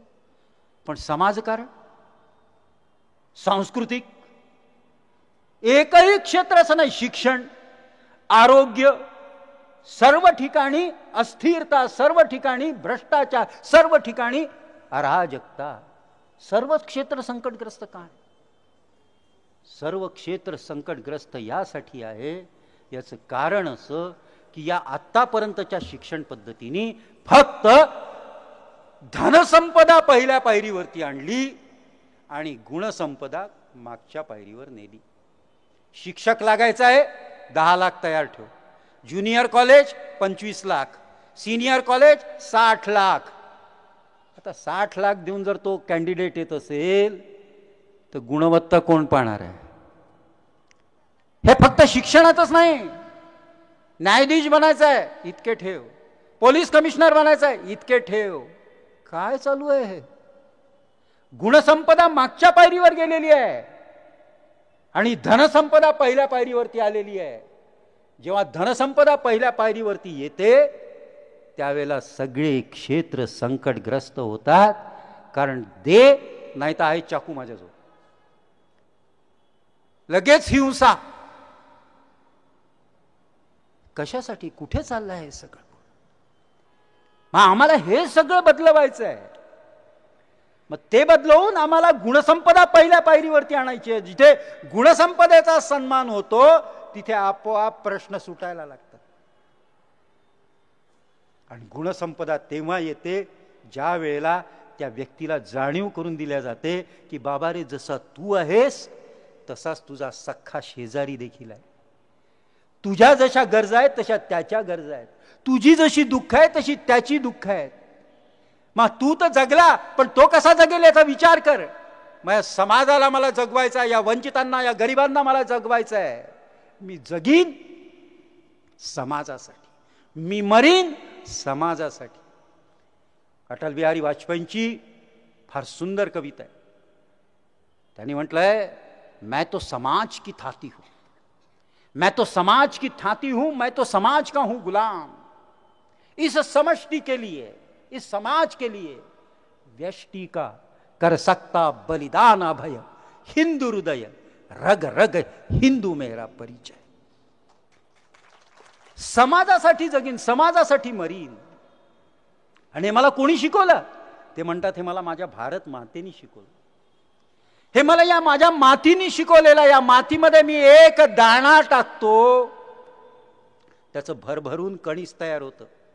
ती माती म्हणते का रे, एवढं कणीस दिलं, दे पैसे मला. हात नाही लावायचा त्या कणसाला, नाही म्हण. त्या निर्जरात ज्यांनी मला पाणी दिलं आणि तृप्त केलं त्यांनी कधी मला मागितले पैसे? या निसर्गाने मला शिकवलेलं आहे. ही भूमी, तेच अटलजी पलीकडे दुसऱ्या कवितेमध्ये म्हणतात, यह भूमि यह केवल जमीन का टुकड़ा नहीं है, यह भूमि यह केवल जमीन का टुकड़ा नहीं है, यह एक जीता जागता राष्ट्र पुरुष है। हिमालय इसका मस्तक है, कश्मीर किरीट है, दिल्ली इसका दिल है, नर्मदा करधनी है, बंगाल और पंजाब इसके बाहुबल है। इसका कंकर कंकर शंकर है, या अभिनंदन की भूमि है, या तर्पण की भूमि है। मैं मरूंगा तो इसी के लिए, मैं जीऊंगा तो इसी के लिए। मेरे मरने के बाद मेरे शरीर को अगर गंगा जल में फेंका जाए, उसमें से एक ही अस्थि निकालना, अपने कान को लगाना, एक ही मंत्र सुनाई देगा, वो होगा वंदे मातरम, वंदे मातरम। हे गुरुकुलातून, हे शिक्षणातून घडलेले लोक आहेत, आणि म्हणून आम्हाला वंदे मातरम म्हणणारे ते सगळी पुढची पिढी उद्याच्या शिक्षणातून तयार करायची आहे। त्यासाठी म्हणून एक निरूपणाच्या रूपाने तुमच्या समोर ही विमोचन करत, ही पुस्तिका, ही विमोचन पत्रिका, हे स्मरणिका, जिला मी निरूपण अर्पण पत्रिका म्हटलं, ही आपल्यासमोर या ठिकाणी विद्याभारतीने ठेवलेली आहे। विद्याभारतीचं काम करणार आहे, त्यांचे स्वयंसेवक त्यांचं काम करणार आहे। आता खरी अकोलेकरांची, खरी वैदर्भियांची, खरी महाराष्ट्रीयांची, खरी महाराष्ट्रातल्या बाहेर राहणाऱ्या संपूर्ण हिंदुस्थानच्या जनतेची, विशेषतः पालकांची, विशेषतः शिक्षकांची, विशेषतः विद्यार्थ्यांची आता ही जबाबदारी आहे की हे दिलेलं धोरण आम्ही प्रामाणिकपणे कसं राबवून दाखवू। हे प्रामाणिकपणे संपूर्ण शिवधनुष्य तुम्हाला आणि मला उचलायचं आहे, त्याचा संकल्प आज करूया। तो जर संकल्प आम्ही केला तर उद्याच्या राष्ट्रीय नीतीतून मी तुम्हाला सांगितल्याप्रमाणे नररत्न तयार झाल्याशिवाय राहणार नाही, याची मला खात्री आहे, कारण शेवटी मी कुमार शास्त्री आहे। धन्यवाद, नमस्कार, असाच लो बसा।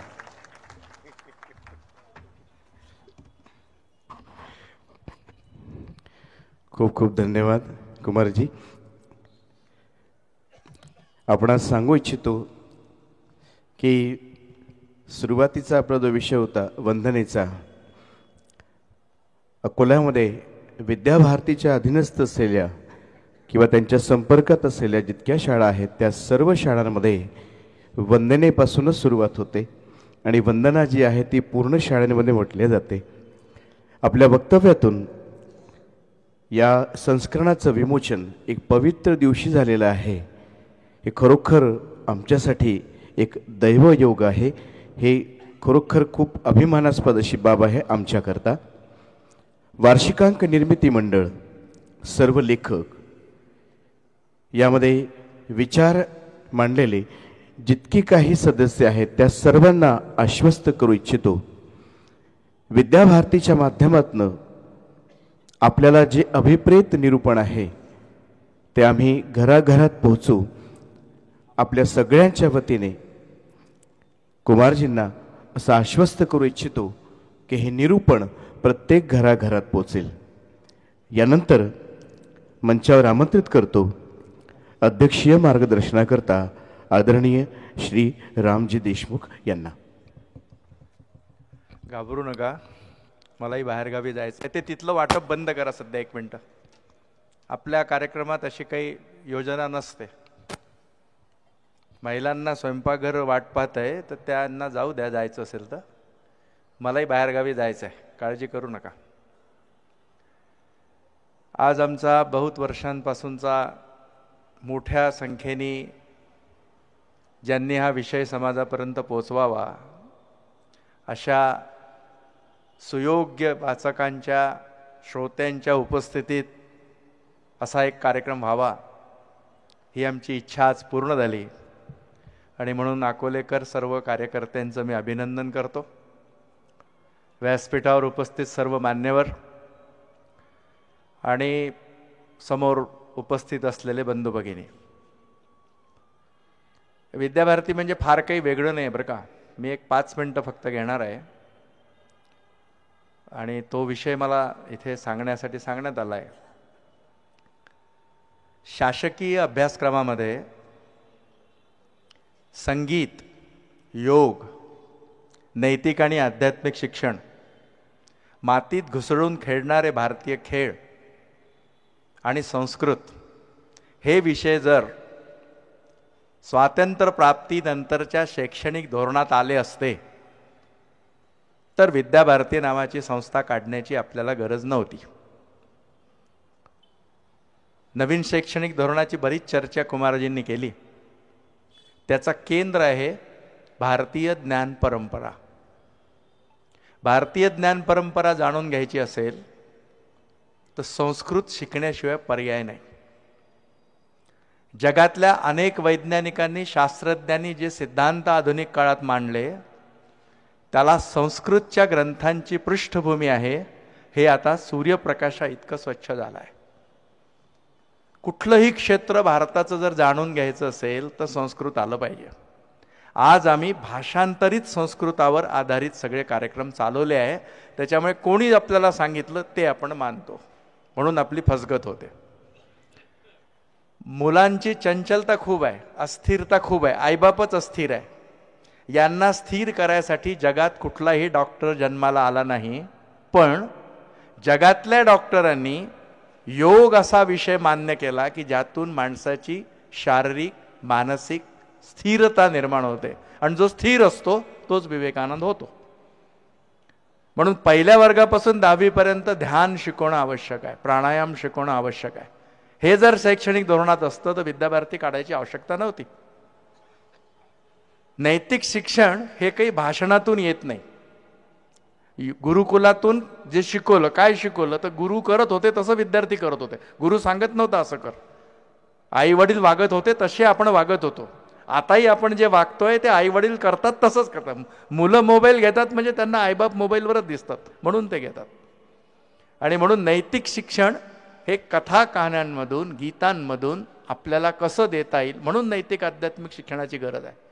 तर हे 5 मूलभूत विषय पहिलीपासून आपल्या शालेय शिक्षणात आले.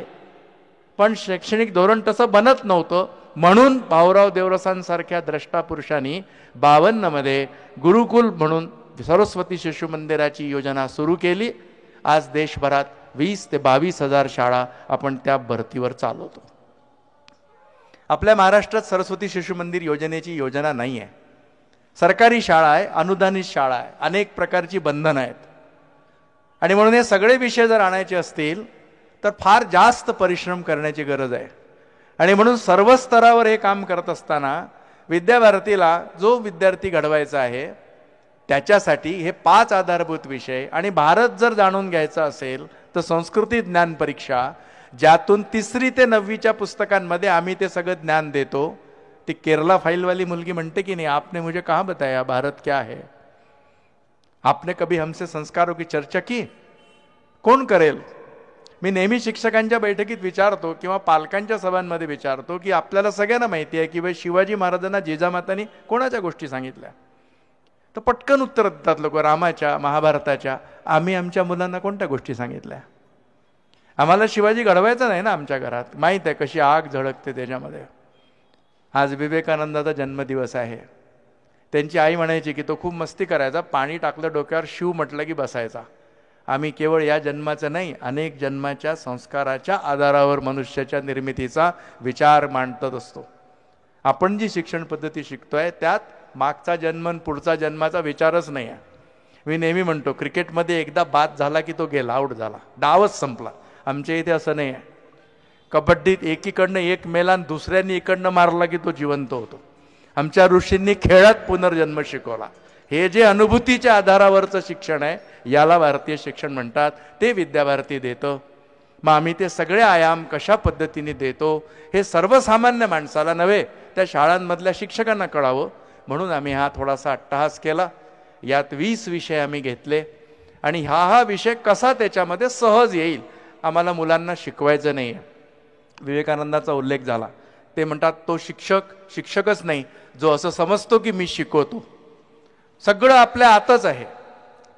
आतल्या देवत्वाला जागं करून बाहेर काढणं त्याचं नाव शिक्षण असं विवेकानंद म्हणतात. आणि म्हणून आमची पद्धत कोणती आहे? रवींद्रनाथ टागोरांकडे एकदा एक विदेशी पत्रकार आले आणि ते बसले होते एका वडाच्या झाडाखाली. 4 मुलं त्यांच्यासमोर पुस्तकात डोकं घालून बसले होते आणि 50 मुलं शांतिनिकेतनच्या वेगवेगळ्या झाडांवर उड्या मारून गोंधळ करत होते. हा पत्रकार गेला आणि त्यांनी त्यांना विचारलं, म्हणे का हो ठाकूर, हे कसं काय? या मुलांचं कसं होणार? हे अभ्यास करत नाही, हे 4 अभ्यास करतात. तुम्हाला या सगळ्या झाडावर उड्या मारण्याची चिंता नाही वाटत? ठाकूर त्यांना म्हणाले, रवींद्रनाथ, ते म्हणले मला त्यांची चिंता नाही वाटत, मला हे जे 4 पुस्तकात डोकं घालून बसले यांची चिंता वाटते. भारतीय शिक्षणाची दिशा अनुभवावर आधारित आहे. आता विनोबांचा उल्लेख केला कुमारजींनी. ते नेहमी म्हणायचे, गाय शिकवली मी, गाय म्हणजे गाय, ओके, पण गाय म्हणजे काय? तर तुम्ही गोठ्यात नेऊन त्याला जेव्हा दाखवाल, अच्छा ही गाय, मग तिला पाहून पाहून तो गाय म्हणणं शिकेल, नाही तर नुसती गाय म्हशीलाही गाय म्हणेल. आपलं शिक्षण अनुभवावर आधारित आहे. आणि आपल्या देशाचा केंद्र काय आहे? मातृत्व हे आपल्या देशाचं केंद्र आहे. वेळ खूप झाला आहे. एक कथा मी 12वीत असताना वाचली होती इरावती कर्वेंची. आज आपल्या देशात तो भाव जागृत करण्याची आवश्यकता आहे.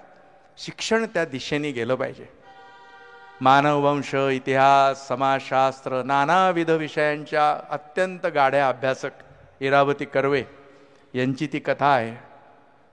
त्या एका मोठ्या सत्कार समारंभात त्यांचा सत्कार होत होता आणि तो सत्कार होत असताना त्यांचं वर्णन चाललं होतं की हा समाजशास्त्री आहे, इतिहास तज्ज्ञ आहे, संस्कृतच्या गाढ्या अभ्यासक आहे, महाभारताचा अभ्यास, रामायण, त्यांनी त्या भांडारकर इन्स्टिट्यूटमध्ये आयुष्य लावलं. अशा प्रकारच्या त्या विद्वान होत्या. आणि त्यांच्या मनात चिंतन चाललं होतं, खरंच मी ही आहे का? माझी ओळख काय? आमचा देश आमची ओळख विसरला आहे. ते जागवायचं काम विद्याभारतीच्या शिक्षण प्रणालीतून आम्ही करतो. ते असं एक एक वर्णनाबरोबर त्या विचार करत होते, अच्छा मी मानववंशशास्त्रज्ञ आहे, अमुक आहे, टमुक आहे, पण मी खरंच हे आहे का? खरंच हे आहे का? खरंच हे आहे का? कार्यक्रम संपल्यावर त्या आपल्या घराकडे जायला लागल्या. घराच्या जाता जाता कोपऱ्यावर काही मुलं खेळत होते. खेळता खेळता या तिथून निघाल्या. तर ते 4 त्यांना माहीत होतं, जे आजूबाजूला मुलं खेळत होते त्यांना त्या कोण आहे माहीत होतं, त्यांचा आज सत्कार होणार आहे हे माहीत होतं. त्या लगेच त्या मुलांकडे पाहून अरे सरका म्हणून पुढे सरकल्या. तर त्यातल्या एका मुलाने विचारलं, कोण रे बाई आपल्याला सरक म्हणते? अरे आपल्या गण्याची आई चालली. ती म्हणते की त्यांनी जसंच म्हटलं की आपल्या याची आई चालली, जीवनात परिपूर्तीचा आनंद मी घेतला. परिपूर्ती नावाची ती कथा अनेकांनी आपल्या जीवनामध्ये अभ्यास केली असेल. भारताचं सगळं तत्त्वज्ञान मातृत्वावर आहे. तो भाव जागला ना, मग बलात्कार नाही होणार. म्हणून महिलांना माझी विनंती आहे, आई जागी करा. साने गुरुजींना आई म्हणून चालणार नाही, बापाला पण आई व्हावं लागेल. विद्याभारतीच्या सगळ्या कार्यक्रमांची दिशा या देशातल्या मुलांमध्ये, मुलींमध्ये मातृत्वाचा भाव स्थायित्वाने जागृत करणं, त्याच्याकरता व्यवस्था म्हणून शिक्षण आहे. त्या शिक्षणासाठी लागणारा शिक्षक, त्या शिक्षणासाठी लागणारी व्यवस्थापन समिती, त्या शिक्षणाला लागण्यासाठी सगळे नियम हे त्या दिशेने गेले पाहिजे, असा प्रयत्न करणारं विद्याभारती हे आज इथे मोठ्या प्रमाणावर आपण काम करतो आहे. आपण इतक्या मोठ्या संख्येने इथे आलात, शांतीने बसलात. आता कसं आहे, मी पण 35 वर्ष महाविद्यालयात प्राचार्यही होतो आणि प्राध्यापकही होतो. 40 मिनिटापेक्षा शिक्षकही बोलू शकत नाही, अर्ध्या तासापेक्षा श्रोताही ऐकू शकत नाही, अशी आपली पाचन शक्ती आणि सगळं गडबड झालेलं आहे. तरी तुम्ही इतका वेळ बसलात. आम्ही जरी म्हणत असलो की विषय सोपा आहे, पण हा काही सोपा नक्कीच नव्हता. सगळं भारीच होतं. जेवणाची वेळ आलेली आहे तरी तुम्ही ऐकलत. म्हणून प्रांताध्यक्ष म्हणून मी अकोल्याच्या सर्व कार्यकर्ते आणि सर्व इथे जमलेल्या लोकांचं पुन्हा अभिनंदन करतो आणि थांबतो. जाताना तिथे अंक ठेवले आहेत. मला माहिती आहे सगळ्यांना स्वयंपाक बनवायचा आहे, सगळ्यांना जेवायचंही आहे, पण इतकी घाई करू नका. एक दिवस टी व्हीसाठी आपण वेळ करतोच, हळदी कुंकवात वेळ होतोच. जरा अंक बघा, जमलं तर विकत घ्या आणि आणलेले अंक नागपूरला परत नेता येणार नाही याचा प्रयत्न करा. धन्यवाद. धन्यवाद रामजी. कार्यक्रमाचा शेवटचा टप्पा आभार प्रदर्शन. तत्पूर्वी आपल्याकरता काही सूचना. जे वार्षिकांक आज प्रकाशित करण्यात आलेला आहे त्याच्याप्रती आपल्याकरता समोर सभामंडपात ठेवलेले आहेत.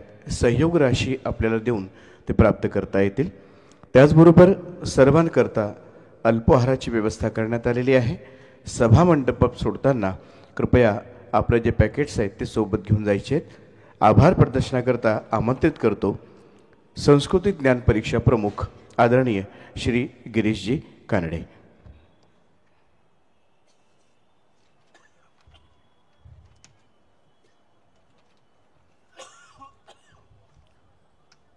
विद्येची आराध्य देवता माता सरस्वतीला सर्वप्रथम वंदन करतो. माननीय व्यासपीठ, आज आपल्या या कार्यक्रमाला जे अध्यक्ष म्हणून लाभले आहेत प्राचार्य रामजी देशमुख, तसे तर विद्याभारतीचे प्रांताध्यक्ष आहेतच, पण त्यांनी या कार्यक्रमाचं अध्यक्षपद स्वीकारलं आणि तसंही आम्ही विद्याभारतीचे कार्यकर्ते असल्यामुळे त्यांच्या मार्गदर्शनात आम्ही कार्य करतो. सदैव आम्ही त्यांच्या ऋणातच राहू. यानंतर प्रमुख वक्ते श्री कुमारजी शास्त्री यांनी आपल्या या कार्यक्रमाचं, त्याच्यानंतर या पुस्तकाच्यासाठी काही जाहिराती आपण त्यात समाविष्ट केल्या आहेत. त्या जाहिरातदारांचे सगळ्यांचे आभार. विशेष उपस्थिती किशोरजी धाराशिवकर, ते नागपूरहून फक्त या कार्यक्रमासाठी आले, त्यासाठी त्यांचे विशेष आभार. त्यानंतर काही गोष्टी असतात त्याचा प्रचार वगैरे जे आपण करतो त्यासाठी नितीन ग्राफिक्स यांनी आम्हाला मोलाचं सहकार्य केलं, त्याचे पण विशेष आभार. नंतर हे जे साऊंड आपण ज्यातनं ऐकतो आहे किंवा हा प्रकाश वगैरे जो आपल्यासाठी लावलेला आहे, हे बबन आसोलकर यांचेसुद्धा विशेष आभार. त्यानंतर सेठ बन्सीधर विद्यालय तेलारा यांचे माननीय अध्यक्ष आणि शिक्षक यांची विशेष उपस्थिती या कार्यक्रमाला होती, त्यांचे विशेष आभार. नंतर BR हायस्कूलचे माजी विद्यार्थी संघ यांचंसुद्धा आभार. आणि शेवटी उपस्थित श्रोते आणि बंधू भगिनींनी यांनी शांततेने हा कार्यक्रम ऐकला, प्रतिसाद चांगला दिला, त्याबद्दल त्यांचे विशेष आभार. धन्यवाद.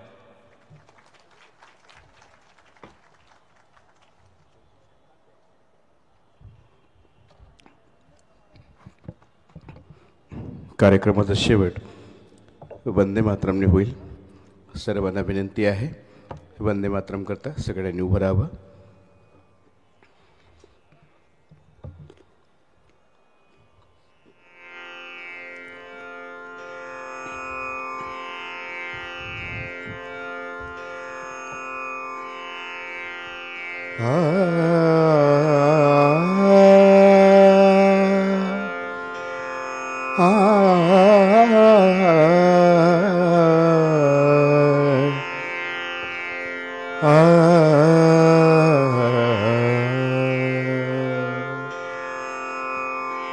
वंदे मातरम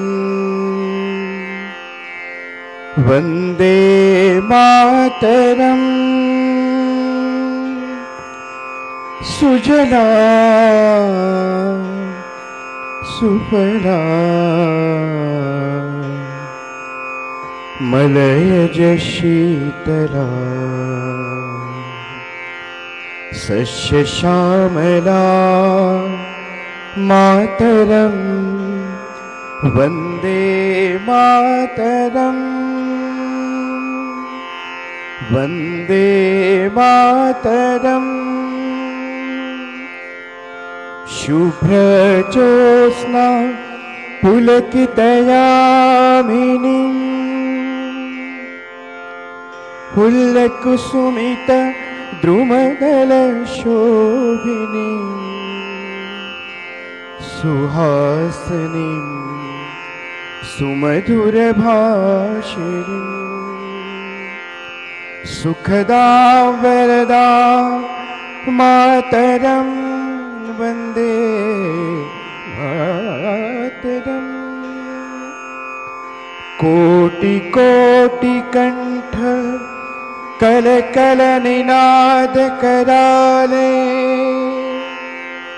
कोटि कोटि भुजे द्रुत कर करवाले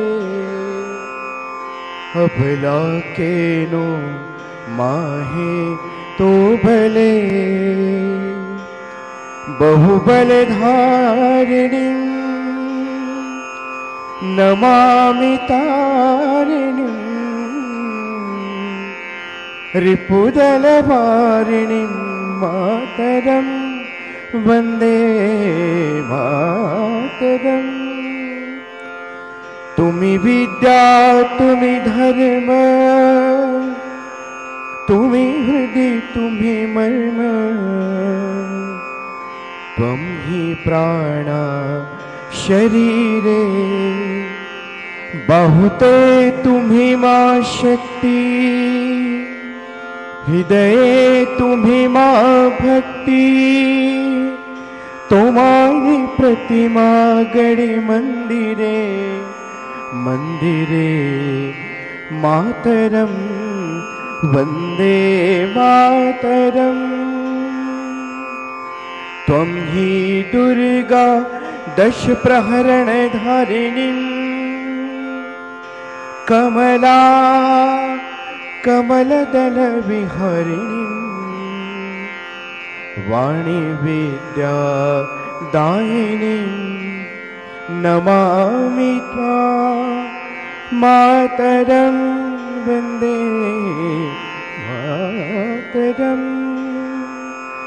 नमामि कमलाम् अमलामतुलां सुजलां सुफलां मातरं श्यामलां सरलां सुष्मितां भूषितां धरणिं हरणिं मातरं वन्दे मातरम् वन्दे मातरं